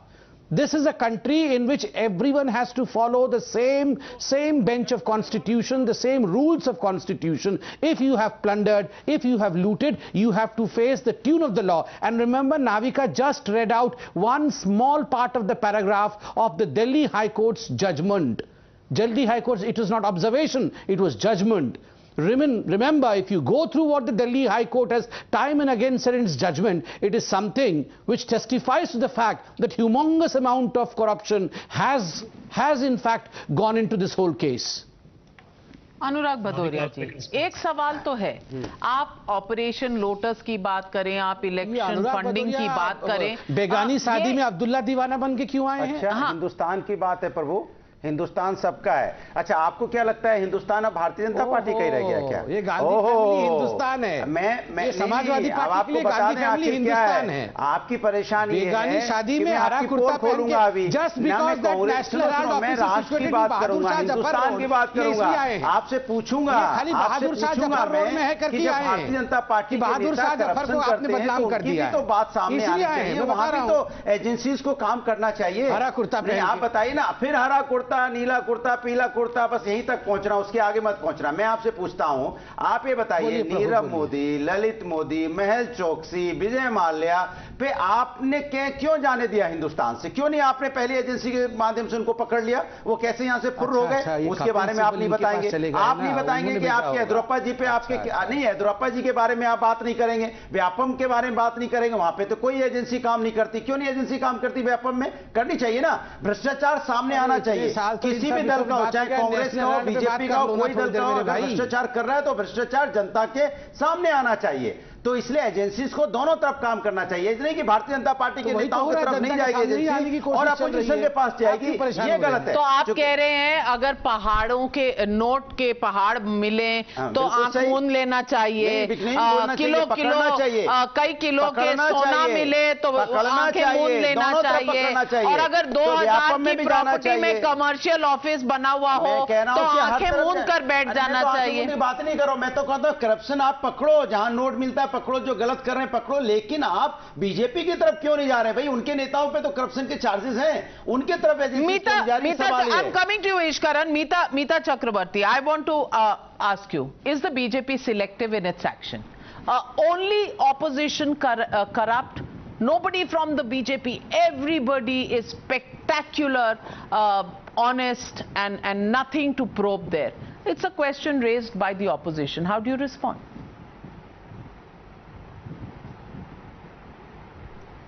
Yeah, some uninterrupted time, please. Just 3 points. Political intimidation, humiliation, a deflection strategy from the real issues that is being faced by the nation, which are issues of price rise, the inflation, unemployment. And the third, creating media hype and media perception. I'll give you some hardcore data. In the past 8 years of Modi-led government, there had been 27 times increase in the number of cases registered under ED. However, we see that the conviction rate remains below 1%, 0.5% to be precise. So either it shows that the ED is not efficient enough, or it shows that they are raiding. More than 3,000 raids been conducted, and they're raiding just to create media hype and perception. There was this famous saying called the process has become a punishment. And there cannot be a bigger truth than this. So even before anything has been proved and established in a court of law, we have Mr. Patra saying that the Gandhis are looters. Did he wait for a verdict coming from Supreme Court? He did not. Number two, in a money laundering case, a money moves from point A to point B. As we see that Young Indian is a company for non-profit company registered under section 25, where no dividends, no salaries have been paid out, there has been no asset transferred, and yet this is a money laundering case. Of course, the law needs to take its own course, needs to complete the investigation, and the court is will have the final say, and we still believe in the judiciary. Number three, we have already seen the dismal conviction rate of ED, which I have pointed out, it's 0.5%. However, we see recently the likes of Shubhendu Adhikari, who was seen taking money in Naroda Sharoda scam, now stands as a tall BJP leader in Bengal. The likes of Hemant Biswa Sharma are not being interrogated. Not a charge sheet has been filed against Shubhendu Adhikari in the Sharoda Naroda scam. So what happens to the leaders who cross over to BJP? Is there some magical washing machine that these leaders are untouchable? I would have accepted that BJP government is now on a crusade against corruption, provided that they would use the same yardsticks, the same processes, the same vigor in investigating the BJP leaders, their own leaders who have serious accusations against them of corruption. But we would not see that because they are untouchable. So when you see that these tools, CBI and EDI, are being used as tools of political negotiation, to topple elected government, when you see that they are being used as tools of intimidation and humiliation, to silence the voices of opposition, when we see that they are being used to create media hype and media perception without actually finding out who is guilty, proving it in the court of law. Dr. Patra, booking that's a long and list actually of making the charges. people who are That's a guilty long punished. list of charges. Then we have a Respond problem with the before I system. get in And Ishkaran that is when we Bhandari. ask Dr. Patra, that please why respond. are they being preferentially utilized? I'm astonished and amused by the fact that most of the panelists today who support the Congress party come with the argument that we have complete faith in the judiciary and investigation should be done, and investigation should supplement to what the judiciary would come to a conclusion. So exactly that's what is happening. We are following whatever the judgments have been. We are following whatever the courts have said. Investigation is proceeding, number one. And they say that they still have belief in the judiciary and they believe the investigation will come out with the truth. Number two, they say this is a media hype. We want to create a media hype. Astonishingly, if you feel that we are doing this for a media hype, you should have refused to come in this debate, because your participation in this debate is making this a debate. If both the sides will not be existing, if only one side exists, the debate will not take place. So you are the ones who are holding press conferences, you are the ones who are coming to participate in debate and creating a hype, as you say. Number three, they said that how dare we call the Gandhis corrupt? How dare we call them looters? Has the court said so? You called Narendra Modi with all kinds of name for Gujarat's 2002 riots. Now the truth is out. You called Narendra Modi all kinds of name in Rafale. Did the courts in fact publish these names? I mean, how can you have these double standards? And look, the courts, I mean, such is the case that is it not true that accused number one Sonia Gandhi, this is the way she is addressed in the court, and accused number two Rahul Gandhi, both these accused, they are out on bail. There is a reason as to why they are out on bail. If the case had no merit, there was no need for bail. You took bail because there is merit in this case. Sanjay Jha, respond. Navika, let me remind my friend Sambit. Sambit ji, आप ही के party के एक नेता हैं, उनका नाम है संजय पाटिल. जहां मैं रहता हूं ना, महाराष्ट्र, वहीं के सांगली के वो आपके जो लोकसभा के सदस्य हैं, उन्होंने सार्वजनिक तरीके से कहा है कि अब मैं शांति से सो सकता हूं क्योंकि मैं भाजपा में हूं, मेरे पीछे ईडी नहीं आएगा. Now this is a blatant of such a what I call as a brazen exhibition of the kind of duplicitous standards the BJP has. Navika, let me tell you, you're a seasoned journalist. You have seen many an up and down in terms of the political fortunes of various parties. You know what this is reminding me of? This is reminding me of how the email controversy destroyed Hillary Clinton when Donald Trump went after her. Nothing happened, but Trump went on to become president. You remember the 2G case? The BJP went after the Congress. And today you have a situation where the 2G case was thrown out. The BJP raises rupees 1,50,000 crores on 5G spectrum 12 years after the allegations against the Congress. And the Congress was accused of a 1,76,000 crore scam.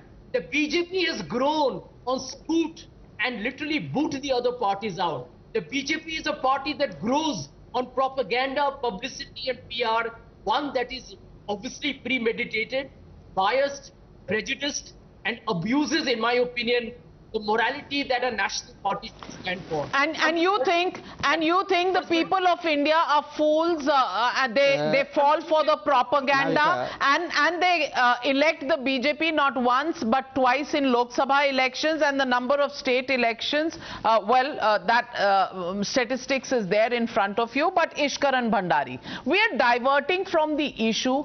We are not answering the issue of why there is such a huge earthquake in the Congress party today.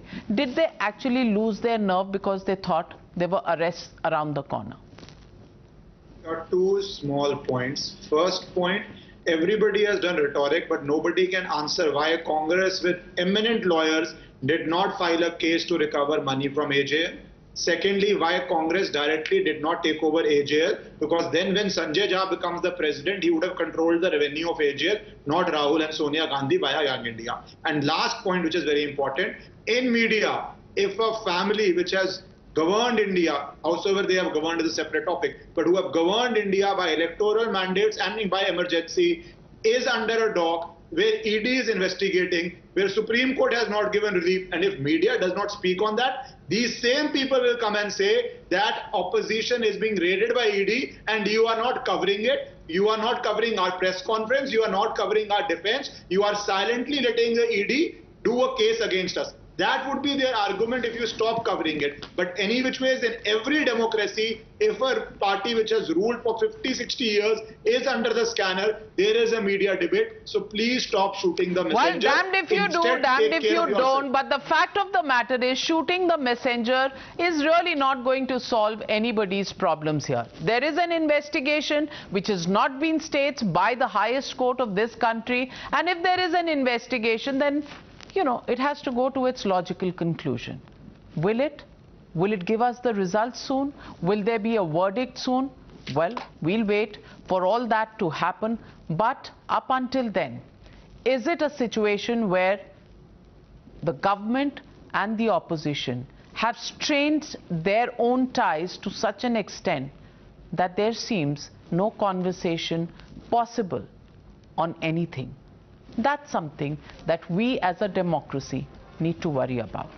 Thank you very much to my panelists for joining me on debate number 1. On the other side, the big Tiranga debate. Tiranga fever has gripped the country ahead of the 75th independence year. And to celebrate Azadi Ka Amrit Mahotsav, the Culture Ministry organized a massive bike rally from the Red Fort to Parliament in the national capital today. The event was meant for all the members of Parliament. While the BJP MPs took part in the rally, opposition leaders skipped it. They termed it as BJP's agenda, and Rahul Gandhi said it was an attempt to loot the population and only benefit businessmen. That was not all. Another war of words broke out over the display pictures on social media. While Prime Minister Modi changed his display picture to the tricolour, Congress led by Rahul Gandhi and Priyanka Gandhi Vadra changed their profile picture to former Prime Minister Jawaharlal Nehru holding a Tiranga. They call it their version of the Tiranga. This has led to a full-fledged political war. BJP was quick to retort with a taunt that for the grand old party, only the family mattered, not the flag. Listen in. देश कौन देशभक्त है सब जानते हैं. कितना देशभक्ति है कि हमारे देश को आजाद करने के लिए जो अखबार निकाला गया था उनके खिलाफ आज जिस घिनौने साजिश हो रहे हैं, हम लोग अपना अपना मनाएंगे. ये बीजेपी का अपना पॉलिटिकल एजेंडा कैसे लेंगे? हमारा खादी को खत्म कर दिया, चाइना से अभी फ्लैग आने लगे. देखिए, कितनी दुर्भाग्य की बात है कि अमृत महोत्सव किसी पार्टी का, किसी दल का, किसी विचारधारा का, राजनीति का नहीं है. इसी कारण से कांग्रेस आज तिरंगा को जवाहरलाल नेहरू से विस्थापित कर रही है. आज कांग्रेस कह रही है तिरंगा इज नेहरू है, नेहरू इज तिरंगा. यह विरासत का अपमान है, तिरंगा का अपमान है. So the legitimate question we are asking on the Newshour tonight, who's politicizing patriotism? That's the question, and the debate. Tiranga for India, that's the hashtag, and the debate on the other side. You're watching the Newshour at 9, debate number 2 on Times Now, Super Prime Time. And joining the other panelists is Mohandas Pai, chairman of RN Capitals. And Mohandas Pai, it seems there is a war over whose Tiranga is it going to be. There is a Tiranga and then there is a Nehru wala Tiranga. That seems to have divided the nation today. Where do you stand on that? Well, Navika, I'm very happy that everybody is waving the Tiranga for the first time in my lifetime every single day. Now, whether they attribute to Nehru or Gandhi or to Indira Gandhi or to Rajiv Gandhi, Rahul Gandhi, what does it matter? Let them put what they want. But the fact is, everybody is celebrating. There's a wave of patriotism, wave of nationalism. People are feeling proud of the country when you celebrate the 75th year. And if the Congress party politicizes, it is fine because they're going against the sentiment in the country. I wish the Congress party will catch the sentiment of the people of this country towards the country, capitalize on it and build up their brand and their narrative. Now, if they try to do something which goes against the general narrative for whatever reason, well, best luck to them. But, Navika, let us celebrate, create more controversy about the Tiranga, but everybody flies the Tiranga, everybody gets excited. We spend the next 15 days celebrating. It's fantastic, isn't it? You should also have a Tiranga behind you. and celebrate it and wave the flag.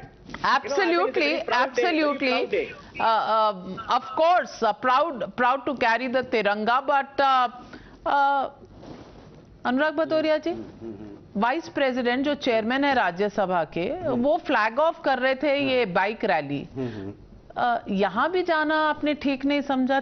तिरंगा में भी आपने लकीरें खींच दी हैं और boundaries बना दी। पूरी बात बता दूं, तिरंगा हमारी अस्मिता है, हमारी जान है। तिरंगा हिंदुस्तान का सम्मान है और तिरंगा देश की पहचान है और तिरंगा देश की शान भी है। और ये तिरंगा संदेश देता है कि लोकतंत्र में कैसे आपको धर्म वर्ग को मिलके एक साथ रहना है। तिरंगे में 3 रंग है, उसका मतलब यही है कि भाईचारा बना रहना चाहिए। लेकिन कुछ लोग नागपुर से कानपुर तक के बीच में एक रंग का झंडा लहराना चाहते हैं, जो हिंदुस्तान के अंदर में नहीं होगा। हिंदुस्तान में लहरेगा तो तिरंगा ही चलेगा, दूसरा कोई झंडा नहीं चलेगा। तिरंगे की रैली थी। भारतीय जनता पार्टी तिरंगे की रैली करती। उन्होंने क्या संसद में क्या किसी को बुलाया? नहीं बुलाया ना। बुलाया, इन्विटेशन गया है। बोल रहा हूं ना, कोई इन्विटेशन नहीं गया। अगर पार्लियामेंट के अंदर पार्लियामेंट्री अफेयर मिनिस्टर का साउंड बाइट है कि उन्होंने इनवाइट किया है ना। मुझे बोलने दीजिए, अभी मैं पोल खोल दूंगा। आपके पार्लियामेंट के अंदर में स्पीकर होते हैं। स्पीकर को अपनी पोजीशन चेयर से ही बोल देना चाहिए था कि हम आज के दिन में या एक जो डेट थी कि हम तिरंगा में सभी पार्टी के सभी सांसद को इन्वॉल्व होना है। सारे के सारे सांसद पहुंचते, कोई भी नहीं छूटता। लेकिन ऐसा नहीं किया गया, झूठ बोला गया कि हमने सबको बताया, हमने सबको बताया। कोई लेटर नहीं गया, कोई ईमेल नहीं गया। अरे होता तो लोकसभा की स्पीकर बोल देते ना, लोकसभा स्पीकर बोल देते कि सबको आना है, तो सारे सांसद वाइस प्रेसिडेंट जो चेयरमैन है राज्यसभा के, अच्छा, उनका कोई महत्व नहीं। उन्होंने किसी को बोला ही नहीं, इन्होंने लेटर भेजा ही नहीं। स्पीकर बोल देता ना लोकसभा में, क्या दिक्कत है? मैं पूछना चाहता हूं नविका जी, अगर ओम बिरला जी लोकसभा में बोल देते सभी सांसदों को आना है, तो मैं गारंटी के साथ बोलता इस देश का कोई भी ऐसा सांसद नहीं होता जो नहीं पहुंचता। तो अब आप कह रहे हैं कि स्पीकर साहब भी पार्टीसन हैं? पार्टीशन नहीं, बताते नहीं, इन्फॉर्म करते। इन्होंने इन्फॉर्म नहीं किया किसी को। और सुनिए और फिर इशू क्या बनाते हैं, ये लोग नहीं आए, वो लोग नहीं आए। तिरंगा के लिए आपने कार्ड नहीं छपवाए, घर घर नहीं कार्ड भेजे, तो तिरंगा कैसे फहराया जाएगा? बताया इन्विटेशन भेजना चाहिए था। तिरंगा वो अपना फहराएंगे, लेकिन ये कहते हैं कि हमारी जो हमने रैली की उसमें नहीं आए। बीजेपी बेसिकली हमारी और तुम्हारी वो एजेंडा सेट कर रही है। ये मेरा तिरंगा, ये तुम्हारा तिरंगा, हमारा नहीं। आपने बोला नहीं गए, आपने बोला नहीं गए, नहीं आपने बोला नहीं गए। ये तिरंगा आपने कहा तुम ये अपना फहराएंगे। बीजेपी मैं आपसे पूछ रही हूं, अपना नहीं, तिरंगा का भी बंटवारा करेंगे? शब्दों को मत पकड़िए। आपने बोला, मैं शब्दों में ही, मेरी बात सुन लीजिए। इन्होंने बोला, ये बोल रहे, आपने बोला कि तिरंगा में भी सांसद क्यों नहीं गए? अरे आप डिबेट पर हैं, आप तो लॉयर मत बनिए, शब्दों को पकड़ के फोकस होता है। मैंने आपको बोला इन्होंने बुलाया नहीं किसी को, और फिर कहते हैं नहीं कोई बंटवारा नहीं, इन्होंने किसी को बुलाया नहीं, फिर कहते हैं कि हमने बुलाया था। झूठ बोलते हैं, किसी को नहीं बुलाया, किसी सांसद को नहीं बुलाया। संबित पात्रा जी, क्या तिरंगा का बंटवारा हो गया? हाँ बिल्कुल, इन्होंने अपोजिशन को बुलाया। स्टूडियो का fader down, Sambit Patra opposition को पूछिए, बुलाया? Navika, I'm really saddened. Mr. Pai was so right. I mean, this is an occasion to rise over every kind of, divisions, distinctions that this country has, because we are united by the emotion of Tiranga. We are united by the emotion of the celebration that the country is going to see this 15th August, because we are celebrating Azadi Ka Amrit Mahotsav. I mean, just imagine, we are an English channel. This channel must be watched over by crores of people, not only in India, but across other countries as well. People of other countries must be thinking, what is happening in India? I mean, India is celebrating its 75th years of independence. The Prime Minister has asked, let's all fly the Tiranga. And they are panelists who are fighting. Why should we be fighting on this? The question is, did you invite? Did you invite? His question is, did you invite members? If he allows me to, yeah, I'm answering that. Navika, to put the whole matter in perspective, this was an arrangement, this was a program by the Ministry of Parliamentary Affairs and Culture. Mr. Meghwal, being in both the ministry, was the nodal minister. He had invited every single member of parliament. He has given a bite to that effect. Mr. Prahlad Joshi has also talked about it. Despite these people did not turn up. And Mr. Adhir Ranjan Chaudhary Ranjan Chaudhary, ये BJP वाले झूठे, आप बुलाया गया और सफीकुर रहमान बर्क ने कहा हम क्यों फैलाएंगे? अनुराग भदौरिया जी, मैं संजय झा, एक मिनट, आपको आपके सवाल का जवाब मिल गया, अब आप संजय झा को भी बोलने दीजिए। Sanjay Jha, divisions over Tiranga, unfortunate in the 75th year of this independence in this country. Navika, truly it shouldn't happen, but I hold the BJP singularly responsible for creating this culture of political distrust, and more important, the contemptuous disregard for basic civility. Let me give you 3 examples why the opposition and the Congress is absolutely right in exposing the hypocrisy of this party. Number 1, can the BJP have the cake and eat it too? They actually try and denigrate Mahatma Gandhi by celebrating Nathuram Godse. I have a BJP MP in Parliament who said Nathuram Godse should be a patriot. Good Lord, when did we celebrate Godse? Having temples for the man. There are leaders of your party who have said that. Number 2, your own Mr. Ishwarappa from Karnataka said that one day India will have a saffron flag, just wait and watch. And let me ask you, Sambit, why for 5 decades did the RSS not celebrate this great Tiranga we are talking about? All of us are very proud of India. You've allied with the CPM, which did not unfurl the Tiranga till 2021. You've allied with the DMK, which did not unfurl the Tiranga till 2011. So, Sanjay Jha, if Mr. Ishwarappa is so important to you that you bring him into the conversation of Tiranga, it seems rather petulant on your part, but let me ask Mohandas Pai.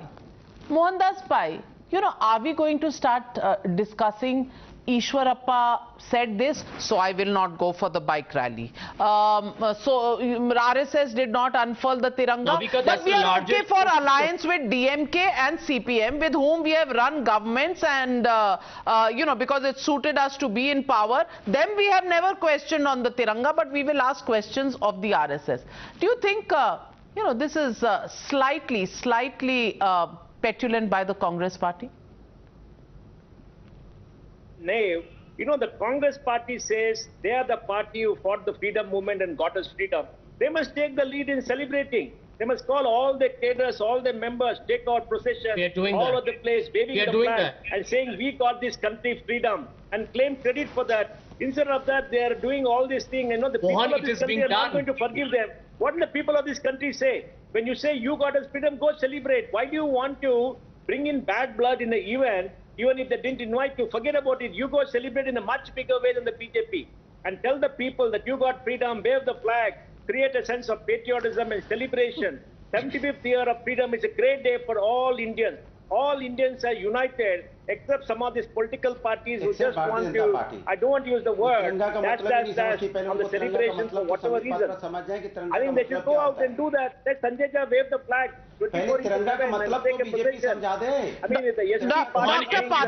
Dr. Patra, do you think today is the 3rd of August? Do you think for the next 12 days we can forget our party lines and for the 75th year of our Tiranga, of our independence, and the real Amrit Mahotsav, can we actually have camaraderie between the government, the treasury benches and the opposition? No, of course we should. Ideally, this is the way we have to move forward, and I appeal to both my friends in the panel and through my friends to the others in the opposition party that, well, yes, we are in the government, this is a government function, this does not belong to any political party. Let's all come together, forget everything else. This is not politics. This is celebrating the idea of India. But astonishingly what happens in our country. This is really a solemn occasion. 75 years of India's independence. And for those people who fought for independence, ordinary people, even like my parents, who walked from Punjab in that country, Pakistan, to this country. This 75th year really means something to them. Can political party rise above their narrow political point scoring, at least to celebrate the 75th year of India's independence? Is that too much to ask? Question that people of India are asking tonight.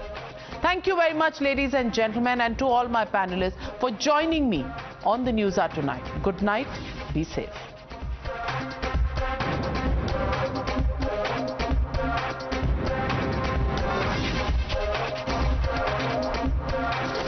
The Newshour at 9 will be right back after the break. The most pressing issues, the most informed minds, a free and fair exchange. Converse India with Rahul Shivshankar. लोगों का ये भी कहना है कि BJP के किसी नेता पर कभी कोई इन्वेस्टिगेशन नहीं होती, बल्कि बीजेपी एक ऐसी वॉशिंग मशीन है कि अगर कोई दूसरी पार्टी छोड़कर बीजेपी में आ जाए, और ऐसा बहुत होने लगा है आजकल, आपके यहाँ जितने लोग आते हैं वो तमाम दूसरी पार्टियों से आते हैं, जब दूसरी पार्टियों में होते हैं, खराब होते हैं, आपके यहाँ आते हैं, पाक साफ सफेद हो जाते हैं, क्योंकि आपके पास एक वॉशिंग मशीन है। हिमंत बिस्वा शर्मा, मुकुल रॉय, ये तमाम, इनके ऊपर भी तो केस थे। आज तक शुभेंदु अधिकारी के ऊपर भी लोग सवाल उठाते हैं। मैं पूछना चाहती हूं कि अगर कोई आपकी शरण में आ जाए तो आप उन्हें प्रोटेक्शन दोगे, तो ये भी तो एक माफिया राज ही हुआ। ऐसा नहीं, तो कानून के ऊपर कोई नहीं है, कानून के ऊपर कोई नहीं है। मैं उतना ही दो शब्द कहूं, कानून के ऊपर कोई नहीं जा सकता है, ना हमारा मंशा है कानून को अपने हितों के लिए हम मरोड़े। तो बीजेपी का कोई भी कानून से खिलवाड़ नहीं कर रहा। हम कानून में और जो पहले कर रहे थे और फिर बीजेपी में आ जाए, वो सब पाक सफेद है। देखो, ये सारे के ऊपर मैंने कहा ना, इस देश में एक सुप्रीम कोर्ट है, देश में हाई कोर्ट्स हैं, देश में सेशंस कोर्ट्स हैं। ऐसा नहीं नाविका जी, सारे तो पब्लिक डोमेन में है, लोगों के सामने है। सब समय में हम सभी कोर्ट्स को हमारी पक्ष में ओपिनियन देते, ऐसा नहीं है। हम जूझते हैं, हमसे कभी गलती होता है तो उसको हम कानूनी प्रक्रिया से जूझते हैं और हमको दंड को हम स्वीकार करते हैं, ऐसा नहीं है। पर आप सरकारें गिराते हैं, आप कभी महाराष्ट्र की सरकार गिराते हैं, आप कभी झारखंड में ज्यादा एक्टिव हो जाते हैं, वहां की आपकी टारगेट है, यही विपक्ष का कहना है कि अब आपका टारगेट है झारखंड की सरकार गिराना। फिर लोग ये भी कहते हैं कि आप बंगाल की सरकार, जो पॉपुलरली इलेक्टेड सरकार है, उसको भी गिराना चाहते हैं। तो कहीं ना कहीं ये मंशा इन इन्वेस्टिगेशंस के थ्रू तो नहीं निकलती। देखिए, आप महाराष्ट्र के नाम लिया, महाराष्ट्र में किसने किसकी मैंडेट को चोरी किया था? क्या 2020 में 2020 में ही चुनाव हुआ, 19 में चुनाव हुआ, क्या शरद पवार जी को मैंडेट मिला था? क्या राहुल गांधी साहब को मैंडेट मिला था? महाराष्ट्र में मैंडेट मिला था प्रधानमंत्री नरेंद्र मोदी जी की कामकाज को, देवेंद्र फडणवीस की नेतृत्व को, शिवसेना, हमारी साथ गठबंधन में इतना ताकत था उद्धव ठाकरे साहब में, तो पहले जाके महायुति करते, बाद में क्यों किए? मैंडेट तो हमारा था, मेरे मैंडेट को चोरी किया गया था। शिवसेना को समझ में आ गई, शिवसेना को समझ में आ गई, इसीलिए शिंदे साहब ने शिवसेना की ज्यादा कार्यकर्ताओं को लेकर फिर लौट आए, यूटी में लौट आए, हमारी एनडीए में लौट आए, फिर हमारी सरकार बन गई। मैंडेट तो मेरा चोरी हुआ था और हमारा कोई मंशा नहीं किसी की You're watching the Newshour at 9.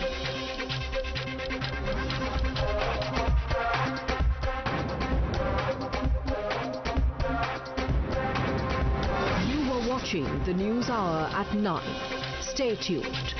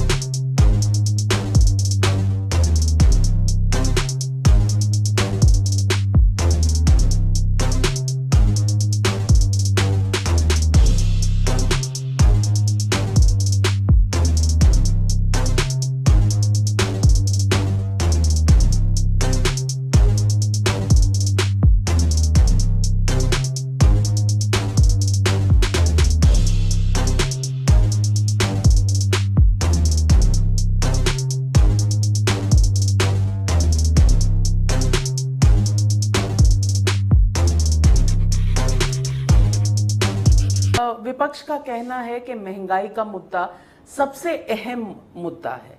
महंगाई हो या बेरोजगारी हो, इस पर आपने चर्चा करने से मना कर दिया क्योंकि वित्त मंत्री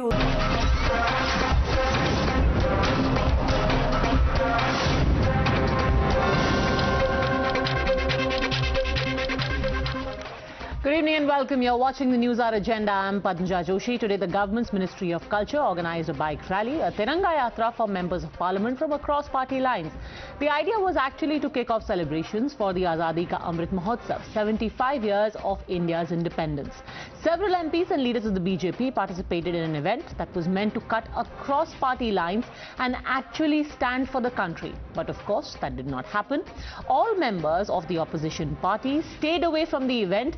They claimed that they had never even been invited. But clearly, that did nothing to dampen the enthusiasm of those who did participate, of those who decided to speak for the tricolour and for India.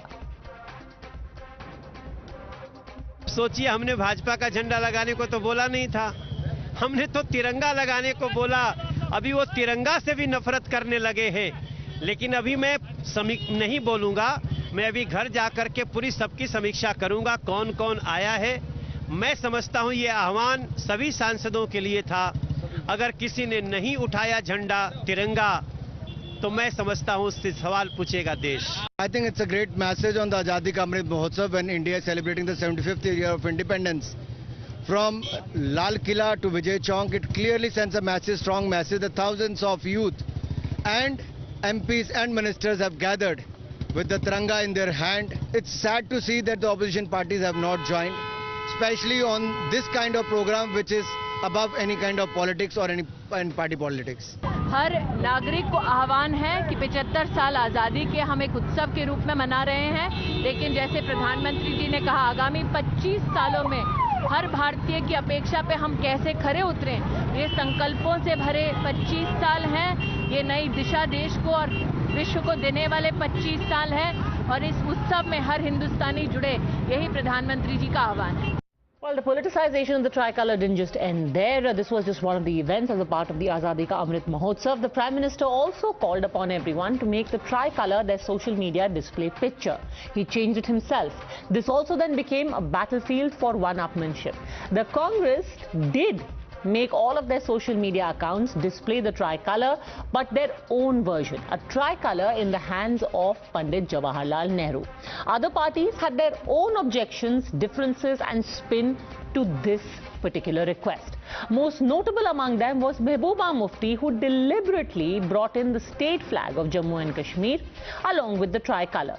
Shafiqur Rahman Bark of the Samajwadi Party, who insisted that a flag does nothing to indicate, instill or promote patriotism. And then, of course, was the familiar refrain of why the RSS is not following the diktat to use the tricolour as their online identity. देश कौन देशभक्त है सब जानते हैं। कितना देशभक्ति है कि हमारे देश को आजाद करने के लिए जो अखबार निकाला गया था, उनके खिलाफ आज जिस घिनौने साजिश हो रहे हैं, हम लोग अपना अपना मनाएंगे। ये बीजेपी का अपना पॉलिटिकल एजेंडा कैसे लेंगे? हमारा खादी को खत्म कर दिया, चाइना से अभी फ्लैग आने लगे। देखिए, कितनी दुर्भाग्य की बात है कि अमृत महोत्सव किसी पार्टी का, किसी दल का, किसी विचारधारा का, राजनीति का नहीं है। इसी कारण से कांग्रेस आज तिरंगा को जवाहरलाल नेहरू से विस्थापित कर रही है। आज कांग्रेस कह रही है तिरंगा इज नेहरू है, नेहरू इज तिरंगा। यह विरासत का अपमान है, तिरंगा का अपमान है। हम बीजेपी की पॉलिसी पर नहीं चलते। हम देश को अपना देश मानते हैं और देश की इज्जत करते हैं, देश का भला चाहते हैं, देश की तरक्की चाहते हैं। वो बोल रहे हैं वो सिर्फ झंडे से देश की तरक्की का नहीं होगा। देश के अंदर जो काम होने चाहिए उससे मुल्क तरक्की करेगा। 75 साल हम भी मनाएंगे, हम कब मना कर रहे हैं। आज़ादी के 75 साल हमने भी कुर्बानियाँ दी हैं। मुसलमानों ने अपनी फांसी के तख्तों पर झूले हैं और सीने पर गोलियां खाई हैं और सारे मुसीबतें झेली हैं। शफीकुर रहमान बर्क भी पार्लियामेंट के गेट के पास ही, बिल्कुल पार्लियामेंट की बिल्डिंग के बाहर वो बाइट दे रहे थे और कह रहे थे झंडा फहराना कोई प्रतीक नहीं होता है देशभक्ति का। देखिए, बहुत सोच समझ करके जो कॉन्स्टिट्यूशनल मेकर्स हैं और हमारे जो पूर्वज हैं, उन्होंने प्रतीक बनाए। झंडा एक प्रतीक है, प्रतीक भी महत्वपूर्ण है और भाव भी महत्वपूर्ण है। और सफीकुर रहमान बर्क जी कह रहे थे काम करना पड़ेगा, काम करने से ही देशभक्ति आगे बढ़ता है। बर्क साहब, चौधरी साहब, इस सरकार ने काम किया है, ये आपकी सरकार है, सर्जिकल स्ट्राइक इंडिया ने किया है। So are we then just to believe it's a given that even the tricolor is not above partisan politics? Is the BJP trying to appropriate the tricolor for itself? Or is the Congress making a desperate attempt to try and insert the Nehru-Gandhi dynasty even in this? Even in the issue of celebrating the nation and the tricolor, it cannot be allowed unless there is someone from the Nehru-Gandhi family inserted. You're watching the News Hour at 10, debate number 1 on Times Now, Super Prime Time. All right, joining us on the debate, we have Sanju Verma, National Spokesperson of BJP, Ratan Sharda, author, Sandeep Mawak, Chairman of the J&K Reconciliation Front, Kapil Madan, Advocate Supreme Court, political analyst Anirban Banerjee, and Ehtisham Hashmi, to who I want to ask the first question. The whole idea of using the tricolor as your display picture, what does that have to do with the BJP? It's not like anyone is saying, please put Mr. Modi's picture there. They're just saying, put the tricolor there. Why did Nehruji have to be inserted in it, Mr. Hashmi? Padmaja, why are you not having a tricolor in your debate? Why you are not having a tricolor displayed on your channel? Because I can't see a tricolor on your table. So tricolor is not the criteria to prove patriotism and nationalism. And these BJP leaders are criticizing Congress leader to have a picture of Nehru ji who is holding a tricolor in their hand.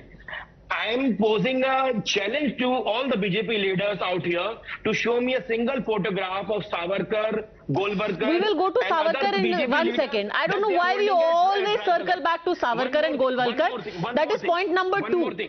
Even I am having a tricolor in my office. Congratulations, so sir. You don't have anything to prove. With or without the tricolor, nobody is questioning you. I am having this tricolor. Sir, my question was different. If we just stick to the issue at hand for starters, the question I asked you was, to say that we will put the tricolor as our display picture was a simple request to all citizens. Put the tricolor. Don't put Mr. Modi. Don't put the lotus. Put the tricolor.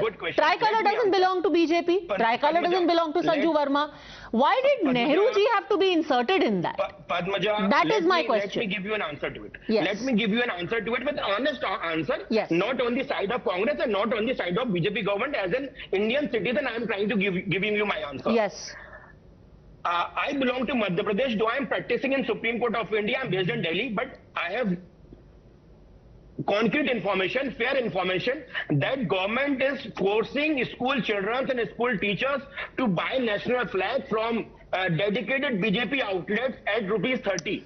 Sir, and again we are going off in different directions. Can you please answer my question? I'm requesting you to answer my question. If the choice is between using the tricolor as it is and using Nehruji's picture in your display picture, which one would you choose? There is no Nehruji in this flag. I am having a simple flag. I am asking about the Congress. All day today the Congress said, we will not put the tricolor. We will put Nehruji with the tricolor. Why? There is no such orders. Who is doing so?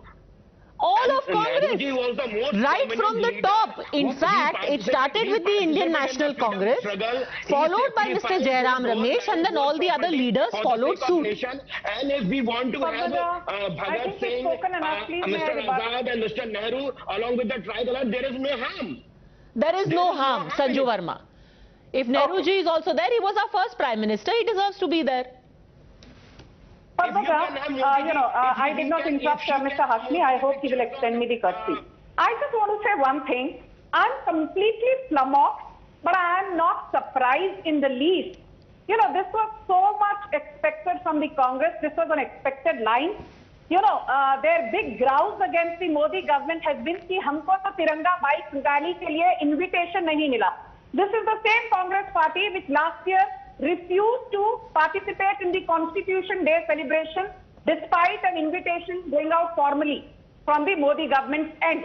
This is the same Congress party which refused to participate in the Bhumi Pujan celebration of Central Vista and then later on started playing victimhood. हमको तो भूमि पूजन के लिए बुलाया नहीं.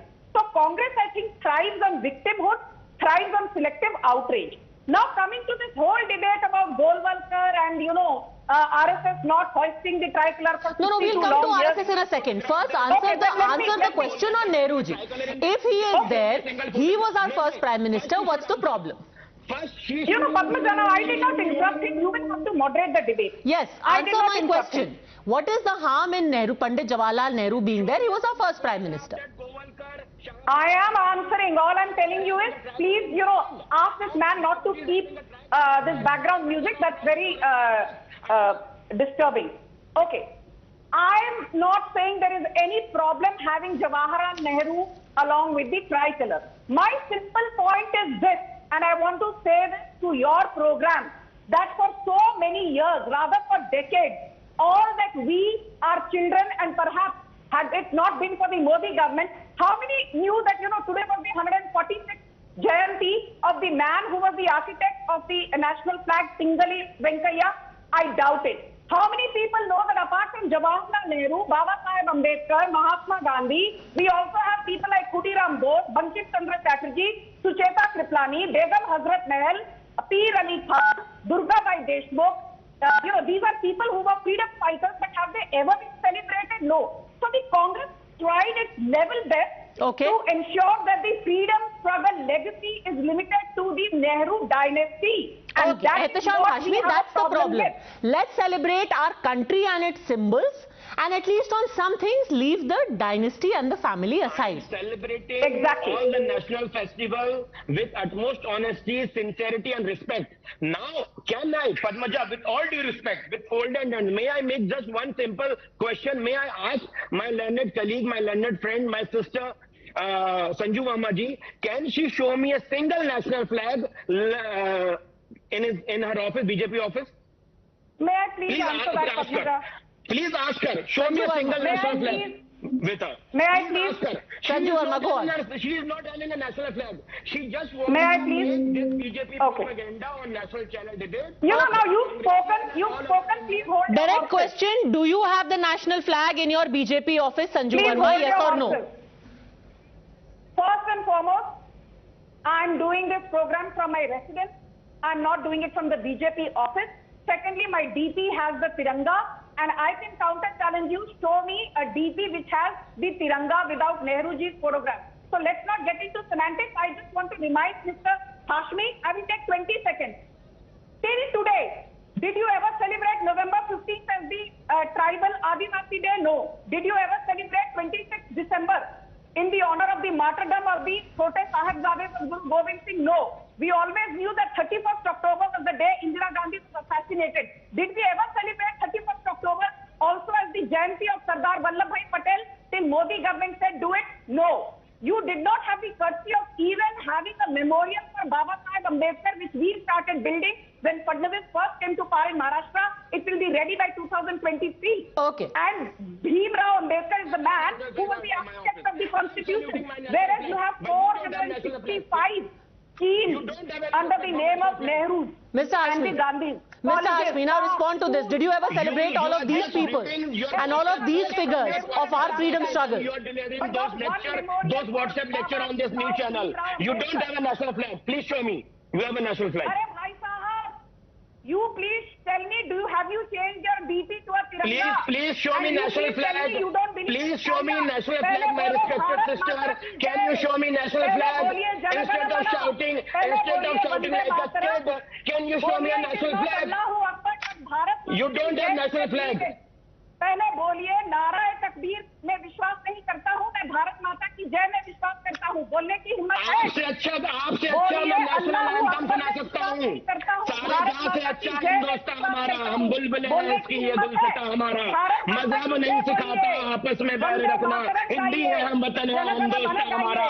और आप जैसे नेताओं को शर्म आनी चाहिए जो कि हिंदू मुस्लिम पे डिबेट करते हैं. आपके पास तो नेशनल फ्लैग भी नहीं है. किस मुंह से आप डिबेट में बैठी हैं बताइए आप. Don't you have a national flag with you? Don't you have a national flag with you? You are having a DP of national flag on your phone? Show it to us. Whole nation is watching. Your fake nationalism is exposed today. I have exposed your fake nationalism. I have exposed your fake nationalism. You are fake nationalists. BJP fake nationalists. BJP leaders are fake nationalists. They don't have any respect for national flag and national emblem. You don't know anything about national order and flag code rules. You don't know. Narendra Modi की जय नहीं बोलती हूँ, बोलिए भारत माता की जय। आपको तो भारत माता की जय बोलने में शर्म आती है और आप यहाँ भारत माता की जय बोलने में किसको शर्म आती है? किसको शर्म आती बताइए ना। हम लोग तो रोज स्कूल में प्रेयर गाते थे।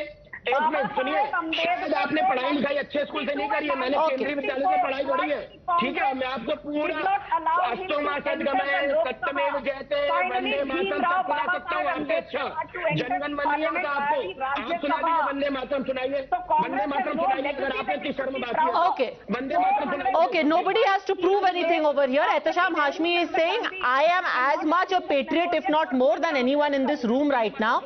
Ratan Sharda, things like this cannot be foisted on anyone. You cannot foist patriotism. Here is what Gandhiji actually said at the time when our flag was just being adopted. Even at the time when it had a charkha, he said, our symbol of non-violence must also include humility. In the present state of tension, I do not want the tricolour to be hoisted on government buildings or municipal offices unless it is accepted, not merely via overwhelming vote, but unanimously. So don't foist it on anyone. Apni apni marzi, apna apna tiranga. Ratan Sharda. Padmaja, did anybody impose it? This is an appeal. It is up to people to accept or not accept, to hoist or not hoist, have Ghar Ghar Tiranga or not. Those who like it, they are doing it. Those who have some bone to pick, they are finding smallest things, smallest pretexts to create unnecessary controversies. It's a simple celebration of 75 years of our independence. It's a festival. We are enjoying a festival-like atmosphere in which there is no name of anybody. Right from the day Ghar Ghar Tiranga was proclaimed by Modi ji, has he put his figure anywhere? No. Has he said anything about any party? No. But what has Congress done? It says Nehru with Tiranga is the only right way, because in another debate some congressman said that Gandhi or Nehru ne Tiranga laya, desh azad karwaya. So by that very word, they have downgraded the sacrifice of thousands of people, unsung heroes and heroines of this country, who sacrificed for the freedom struggle. They have negated revolutionaries, they have negated Netaji Subhash Chandra Bose, they have negated Azad Hind Fauj, and so many other people. By downgrading everybody, saying Nehru ji ke bina Tiranga ki baat nahi banti. My objection really limited to that. I have no problem with them having a Nehru ji with Tiranga, not at all. They have every right, but the explanation is not correct. If they said Kapil Madan. Nehru ji, and it's a simple thing. happy. See, the tricolour, nobody can stake claim to it. The tricolour stands for our country. When we win a medal, Padmaja, our athletes salute our tricolour. They don't salute any prime minister. They don't salute any Congress, BJP, Samajwadi party. When our soldiers fight, they fight for the tricolour. In fact, so much so, and it's been quoted very often, in Ukraine, our students got safe passage only because they were carrying the tricolour. It is just the symbolism, because it's you as a nation. See, there are people who are saying that Tiranga jo hai, I think, Mr. Sharda, I think the question was to me. If he's not finished, yes, Kapil Madan, go on. The question was to me. So let me start by saying in the very beginning, see, Tiranga is our pride, and we don't need anyone's certificate to show and prove that Tiranga is our pride, and Tiranga is the pride of the opposition, and Tiranga is pride of the Congress party. And having said that, let me share a very small story. In 2001, Padmaja, 3 individuals went to the RSS office and they tried to hoist the national flag. Do you know what happened? They were jailed. They were jailed by the then government. It was a case now of they want to preach. Now they will not start from their home. Mr. Sharda, did I interrupt it? No, you cannot spread canards. So did I interrupted you? You don't make canard by such stories. So no, make your arguments. Now, I know you have. I know it is getting inconvenient for you. Plus, please hold on. You will get a chance to rebut. Then you rebut when you get the chance. Now, applying the same logic which Mr. Sharda just gave, that if I am putting a DP with Nehru ji with Tiranga, I am disrespecting all other freedom fighters. If you follow the same logic, RSS till now, they don't hoist the national flag. So by that logic, they are disrespecting everyone. Okay, so this has been an enduring myth. By the way, let me make one point before Ratan Sharda answers to this enduring allegation against the RSS that you have never hoisted the Tiranga and you still don't do it. The point is, Mr. Madan, what you were talking about 2001, that was a case of people trespassing. No Prime Minister is entering your house or entering your phone and changing your DP and saying Tiranga laga lo, yahan pe Kapil Madan ke ghar ke upar main jhanda fehra dunga. This was a case of people trying to barge into an RSS office and trying to hoist the tricolour there, as opposed to people being requested to hoist the tricolour. Why doesn't the RSS do it? Ratan Sharda. See, this is very simple to create a story around RSS not hoisting tricolour. Hundreds of RSS people sacrificed their lives during partition for the sake of this country. They went to jail in 1930, 1942. They sacrificed their lives for Satyagraha, for Goa liberation. Does he know who was Mohan Ranade? Do we know that Mohan Ranade was rotting in jail in 1969, even after Goa was liberated in 1961, 14 years after independence of India? And who led the Satyagraha? RSS. Who got the Dadra Nagar Haveli liberated? RSS, who is hoisting tricolour there and handing over the area to Indian government. Who fights with the military right from 1947 in Kashmir to Punjab when people are losing their lives and losing their women. You're saying that the RSS hoisted the tricolour in Dadar and Nagar Haveli. Some very plaything. So RSS sacrifices people its own during Khalistan, during Northeast imbroglio, and who did it? RSS did it. So when you sacrifice a life for the nation, it is for the tricolour. So don't try to trivialize RSS, don't try to trivialize national struggles, and don't try to score points on very vague and very supercilious kind of arguments. Kapil Madan, read my book Sangh Swaraj, see what RSS has done for all its life. Guruji went to Kashmir to persuade King of Kashmir to get accession with Bharat. You are aware of this historic record. All this is going waste just because you believe that RSS doesn't hoist that. And you know, Kapil Madan, before you respond to that, when you were speaking earlier about the symbolism of what the tricolour means and why it is important, or this is being done for every citizen. Sandeep Mawa today went and put a tricolour on the gate of the Hurriyat conference, the gates of the Hurriyat. Why Sandeep Mawa? Are you a political activist? Did you do it for your politics?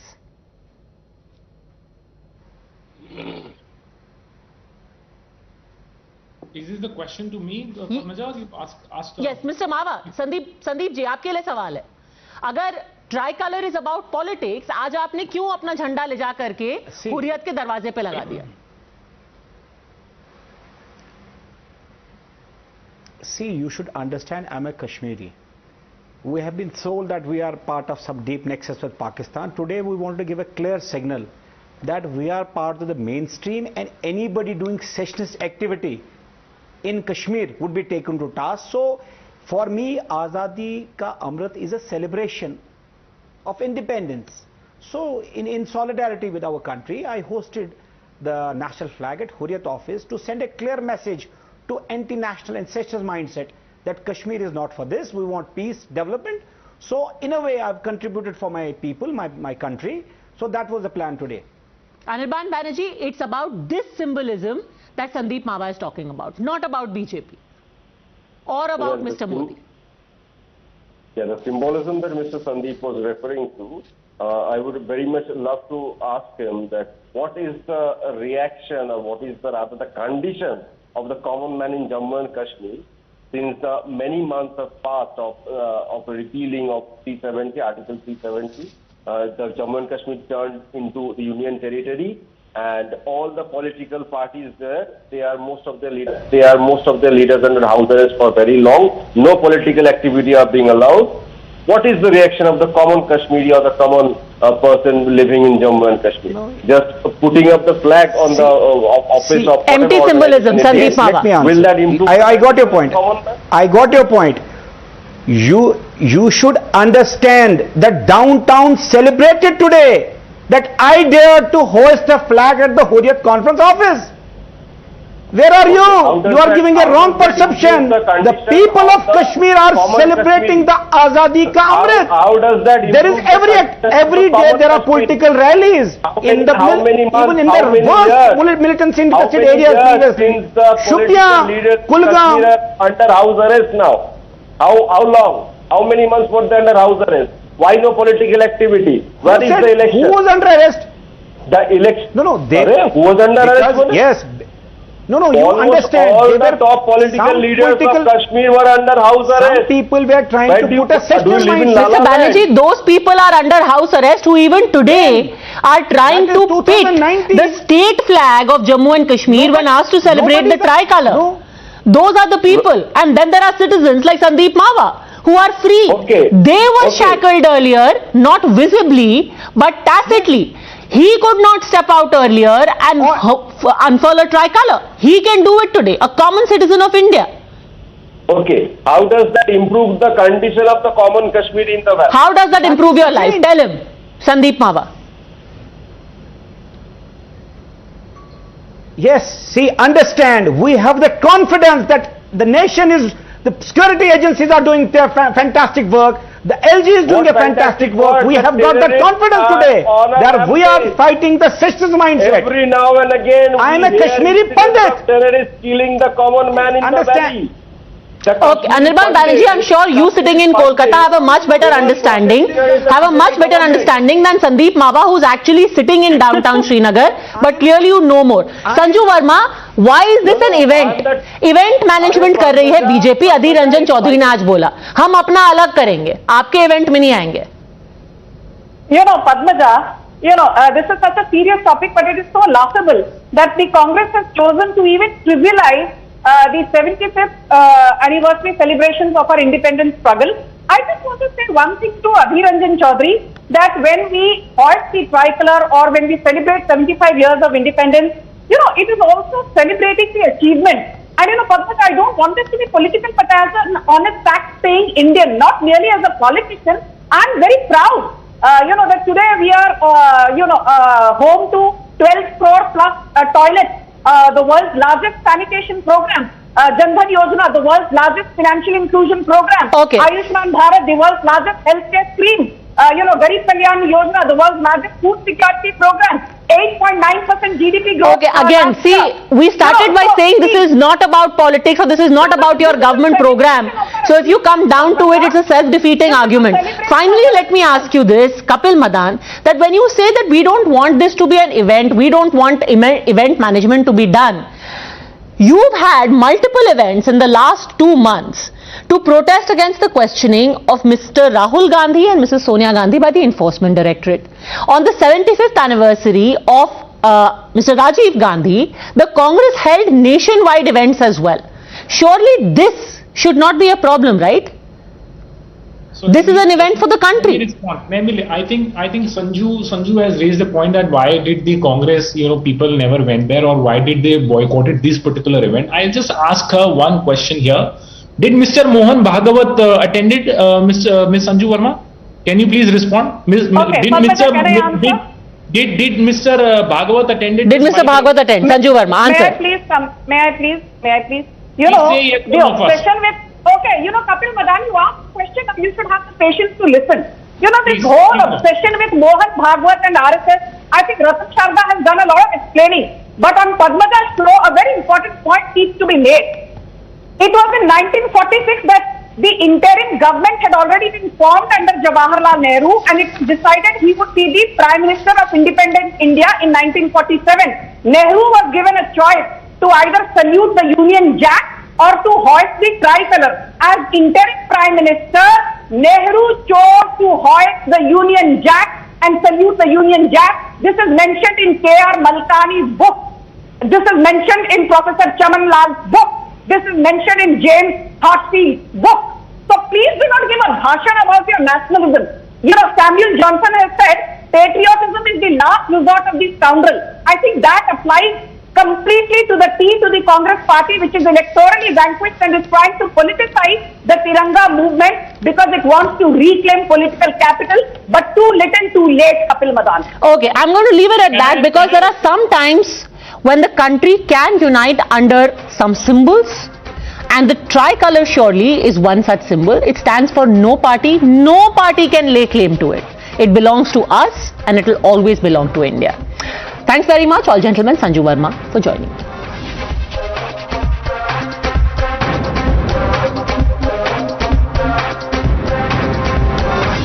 In less than a year, Karnataka will be going to elections. The Congress, which has been fighting dissent and leadership battle for long, is trying to put up a united front. And today was that day when Congress MP Rahul Gandhi was in the state to attend the birthday celebrations of former Chief Minister Sidda.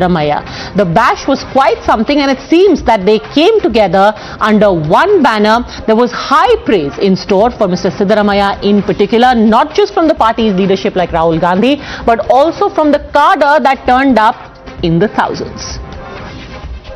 Shivshankar ji has done tremendous work for the Congress organization, and the Congress party is completely united to defeat the RSS BJP in Karnataka. And when we come to power in Karnataka, you will get a government that works for the interest of every person in Karnataka. I like the person Sidda ji, but I also share his views. I share his compassion for the poor and the weak. And I also appreciate the way Sidda ji ran the last government of Karnataka. You're watching the News Hour at 10, debate number 2 on Times Now, Super Prime Time. Mr. Khan and Sanju Verma continue with us, but I'm going to pose the first question to Brijesh Kalappa, advocate and somebody who has been an insider in the Congress. Does the BJP have a task on its hand, Brijesh Kalappa, considering that the leadership issues within the Congress, to the naked eye, seem more or less resolved? It's Mr. Sidda who will be the CM face.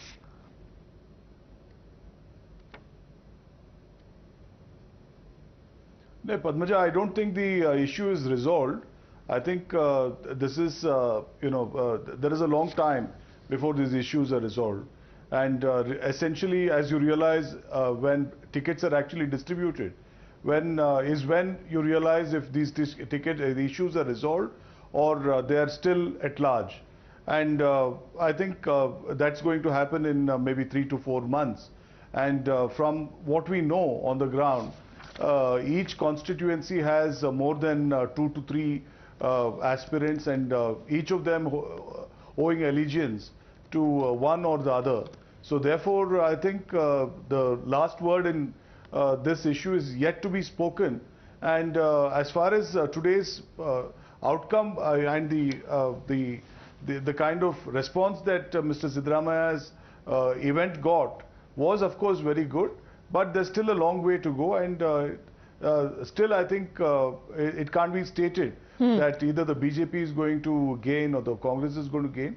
There's a long way to go. So Kapil Madan, is this like putting a band-aid on a cancer? There has long been a leadership struggle, and none of these two gentlemen made any secret of the fact. In fact, so much so that Mr. Kumar had gone out and appealed saying, well, the Vokkaligas, they are a prominent community, they should make me Chief Minister, and today he had to stand on stage and clap when Mr. Sidda was being hailed.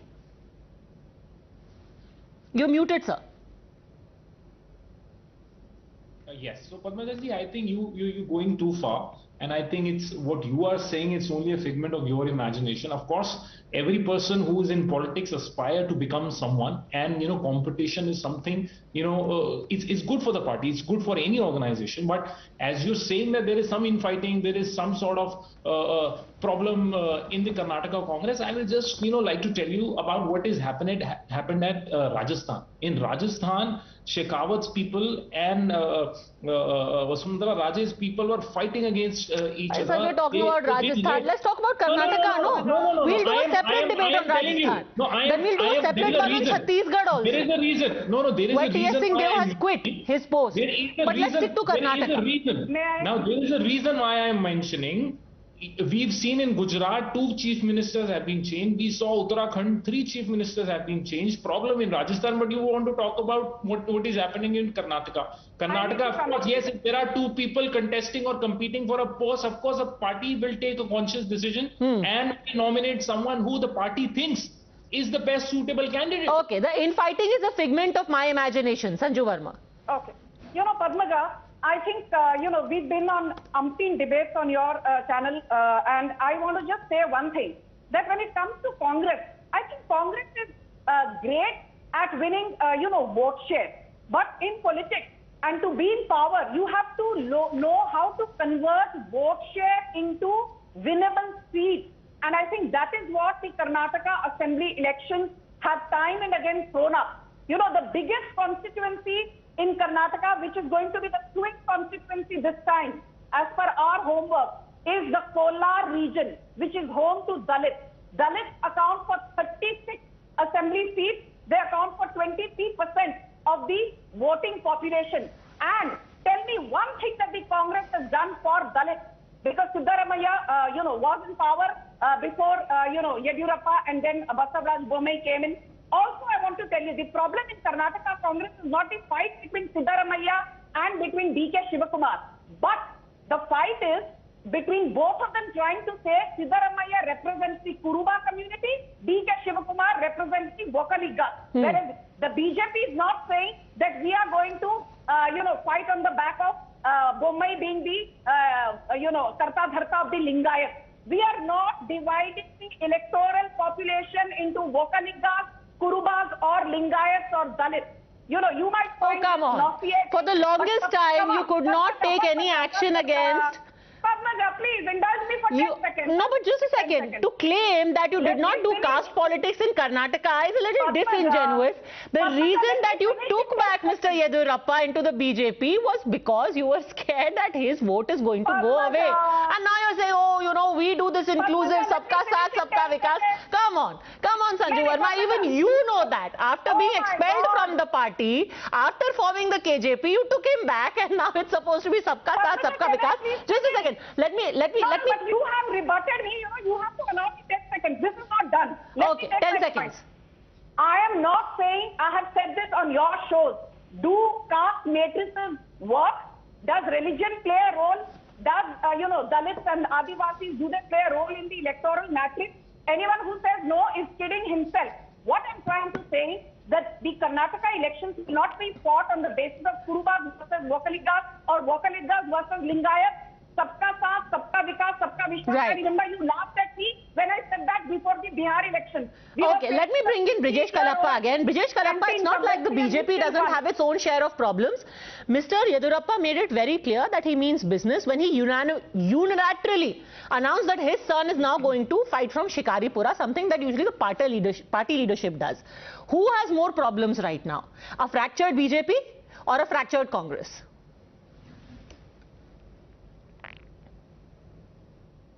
See, as far as the BJP is concerned, their problems are also similar. One, they have a absolute serious charge, that is that 40% commissions are being sought for. One. Two is the fact that, the entire Hindutva brigade is up in arms against the BJP. So as far as the BJP is concerned, their own cadre is really essentially turned against them. Now, as far as the Congress party is concerned, Congress party, you'll realize that in Karnataka, whenever there are fissures between leaders in any political party, it's the opponents who always gain. So you'll find this during the 1994 elections, during the 99 elections, and earlier during the 89 elections. Every time the government or the party which is aspiring to come to office, whenever they have squabbled, they've always lost the mandate. And the Congress is facing that problem now. Tehseen Poonawalla. That is your problem. Just a second. This question was to the Congress. The problem is, Tehseen Poonawalla, that you had people like Brijesh Kalappa who were there for the party for decades. And today they have left. That is the problem. So, thank you so much for having me on the show, Padmaja, and since you made a personal comment about my dear friend Brijesh, whom I have a lot of respect, I completely concede to the point. He should have been in the Rajya Sabha. He served the Congress and the great state of Karnataka with a lot of pride, a lot of dignity. He's been very articulate a voice for the Congress. And I do agree and I do sympathize with him. And I have so much respect for both his political acumen and his analysis. He's somebody I've always called up to ask on Karnataka issues. But Padmaja, that's one part about it. And the second part to it, today's show of strength, 1.1 million people, SC, ST, OBC, Lingayat, Vokaliggas, Muslims, everybody wants a change. They're tired of 40% commission. Seers get a discount, 30% is asked from Seers, otherwise it's 40%. This is a government that has lost all moral hopes. The Congress is storming back into power. There is no rivalry, but I'll tell you one thing. Congress has abundance of talent. There's Sidda ji, there's DK Shivkumar ji, there's VK Hari Prasad ji, there is MB Patil ji, there is S Patil ji. The Congress has a plethora of talent. Isn't that always your problem? Which is why after every election, Mr. Gandhi has to have that photograph. Sidhu and Channi, T.S. Singh Deo and Bhupesh Baghel. Isn't that your problem? There is so much talent and the talent doesn't like each other, Tehseen Poonawala. That is your Congress's problem. But in this case, Mr. Gandhi has been proactive, and I can assure you that all differences between Mr. Siddaramaiah and DK Shivkumar that has been alleged has been sorted out, and there is nothing. Both of them have the highest respect and affection for each other. Right, that is exactly what we were told in Rajasthan, in Punjab and in Chhattisgarh also. But anyway, we've already seen what happened in Punjab, Rajasthan and Chhattisgarh. We are seeing what is happening. Sanju Verma. Padmaja, you know, with no offense to Tehseen, I remember on your show, I was with him before the UP election results came out. He said, I bet my last when Uttar Pradesh mein Congress वापस आएगी, he did. Yeah, 2 seats मिली हैं Tehseen, 2 seats. So, you know, I admire your guts to still, you know, be smirking there. But anyway, coming to the more serious point, I'm glad Padmaja remembers because she's got a good memory. You know, Padmaja, I just want to say one thing. You know, nobody takes this seriously. I just have this data in front of me. Last time, if you recall, we won 104 seats and the Congress won 80 seats. And I'm amazed to know that the difference in, you know, vote share was not much. We were at 36.35%, the Congress was at 38.14%. Congress actually had a higher vote share than the BJP in 2018 assembly elections. Yet, Congress won lower number of seats than the BJP. That is the point I'm making to Tehseen. Congress does not know how to convert vote share into seats. And that is where they lost in Uttarakhand. That is where they have been losing repeatedly. I'll just say one thing. We've done some internal homework, 10 seconds. In 2014, BJP's vote share in Karnataka was 43.4%, 2018, 36.4%, 2019, 53.8%. Padmaja, our internal homework says forget 53.8% that we got from Karnataka in Lok Sabha 2019. Even if they maintain our 2018 strike rate of 36.4%, we will be able to win 130, 130 out of the 224 seats. Okay, Tehseen Poonawala. No, but in 2018, the Congress faced anti-incumbency. Here, the BJP not only faces anti-incumbency, it faces an incompetent chief minister who's been accused of taking 40%. But no, I'm coming. Sometimes on national, I'm coming to it. You don't have to heckle. I heard you very respectfully. Sometimes on national television, sometimes. Can I make my point? Okay, finish your point. Yes. Do it. I'll keep quiet. I'll make my point. Sometimes on national television, it was the same times now when Mr. Amit Shah ji said that come what may, we are forming the government in West Bengal, we are crossing 150 in Gujarat. He told your colleague Navika ji, he didn't cross, he huffed and puffed to 99. Should Mr. Amit Shah ji also introspect? Look, in politics, you fight a battle, sometimes you lose. But at the end of the day, in Karnataka, the Congress got a highest vote share, this time they get higher vote share and seats. Okay, anti-incumbency, change in chief minister and the recent events where you've had its own cadre angry with the BJP, if not turned against the BJP, are concerns. Does that leave the room open, Brijesh Kalappa, for a third alternative like the Aam Aadmi Party, not to make the government, but at least to play spoiler? Always there is this thing of wherever the Congress is weakening, the Aam Aadmi Party comes in and grows like a mushroom.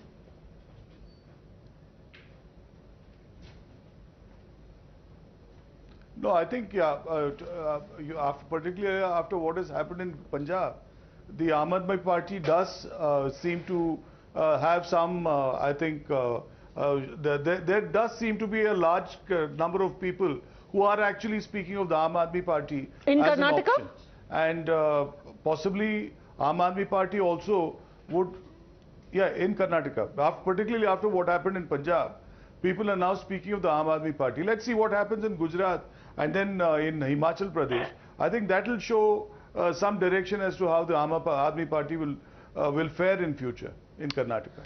All right, it's an interesting day because largely we kept it a political debate and a largely civil and non-acrimonious debate. But the next 6 to 7 months are going to be very, very interesting. Karnataka has always been a very interesting state in the way it has voted, not just for the assembly, but also for the Lok Sabha. So thanks very much, all of you, for joining with your wisdom and insight. Thank you.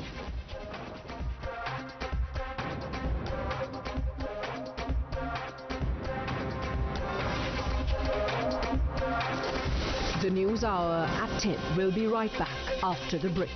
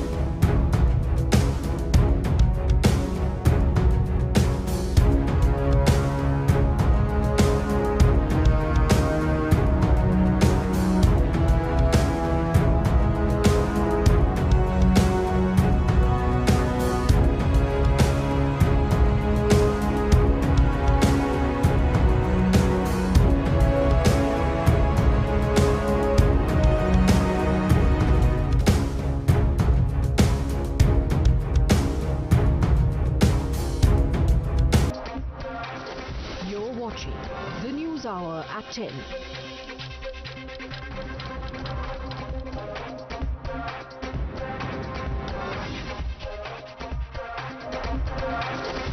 The News Hour at 10 will be right back after the break.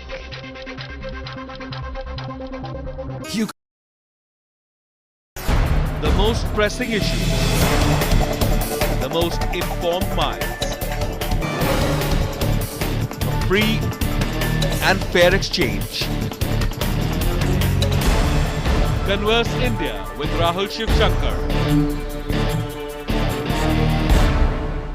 लोगों का ये भी कहना है कि BJP के किसी नेता पर कभी कोई इन्वेस्टिगेशन नहीं होती, बल्कि बीजेपी एक ऐसी वॉशिंग मशीन है कि अगर कोई दूसरी पार्टी छोड़कर बीजेपी में आ जाए, और ऐसा बहुत होने लगा है आजकल, आपके यहाँ जितने लोग आते हैं वो तमाम दूसरी पार्टियों से आते हैं, जब दूसरी पार्टियों में होते हैं, खराब होते हैं, आपके यहाँ आते हैं, पाक साफ सफेद हो जाते हैं, क्योंकि आपके पास एक वॉशिंग मशीन है। Himanta Biswa Sharma, Mukul Roy. You're watching the News Hour at 10.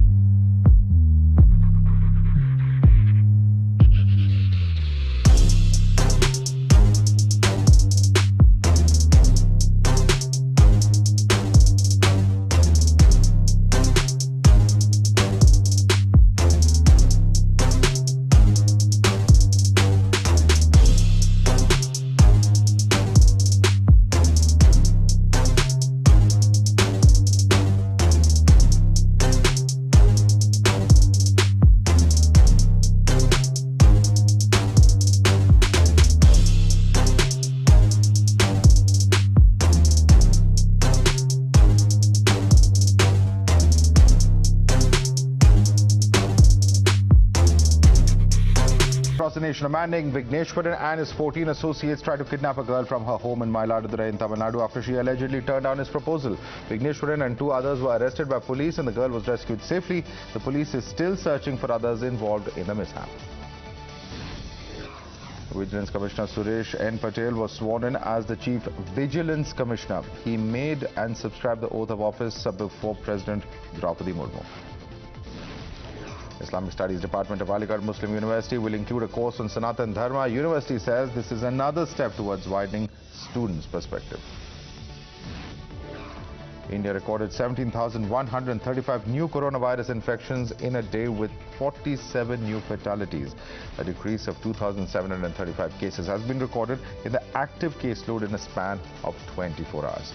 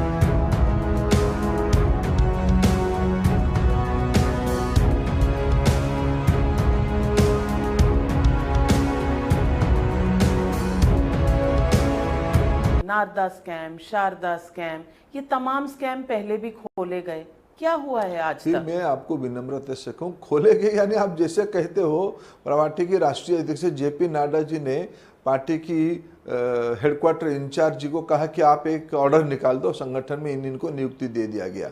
ऐसे थोड़ी होती है। ये सारा विषय देश में इतने, हमारे देश में जुडिशियरी है, हमारे देश में पार्लियामेंट्री स्क्रूटिनी है, हमारे देश में जनता की आवाज है, हमारे देश में चुनाव है। ये सारा विषय में हम कभी आइन को अपने तरीके से जाने देते तो आप कहते हो आप चुप हो जाते हो, हम आइन को अपने रास्ते में जाने देते हो, आप कहते हो कि आप ज्यादा टाइट करते हो। हम कहाँ आते हैं?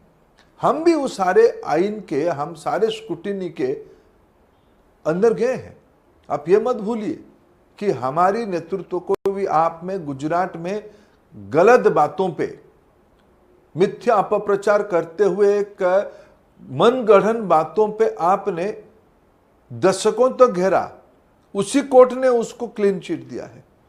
एक भी प्रमाण नहीं था, फिर भी आपने स्क्रूटिनी किया हमको, हमने तो रास्ते पे नहीं उतरा। तो जैसी करनी वैसी भरनी, अब वो भर रहे हैं।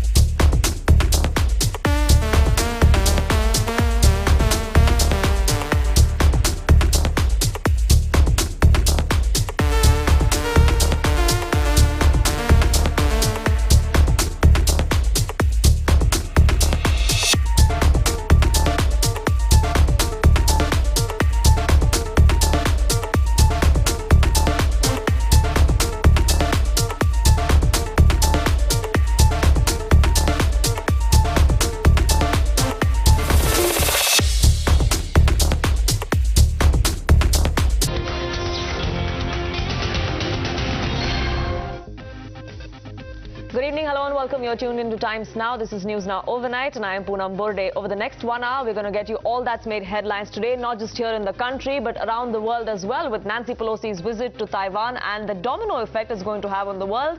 But first up, a quick check of the headlines.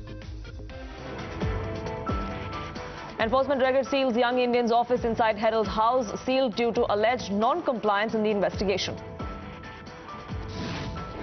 Congress declares war after ED crackdown, says time for appeals over. Repeats vendetta charge, says Gandhis have cooperated so far.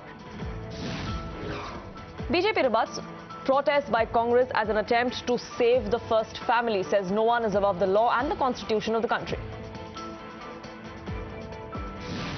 As ED goes on raid road, 17 opposition parties release a joint statement against Supreme Court's order upholding ED's powers under the PMLA. In the run-up to the 75th Independence Day, Tiranga bike rally held. Opposition skips it.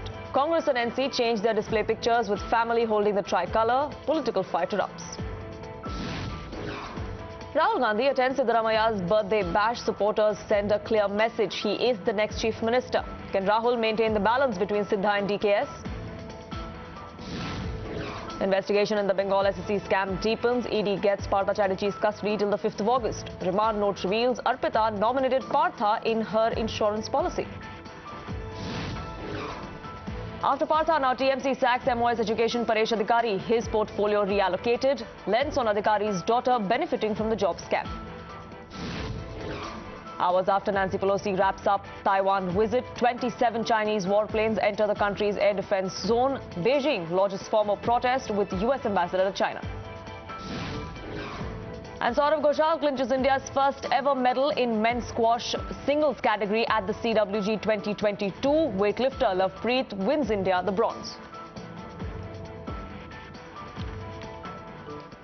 Now, the top focus story is the one of a central agency striking at the heart of the Congress party today. The Enforcement Directorate sealed the office of the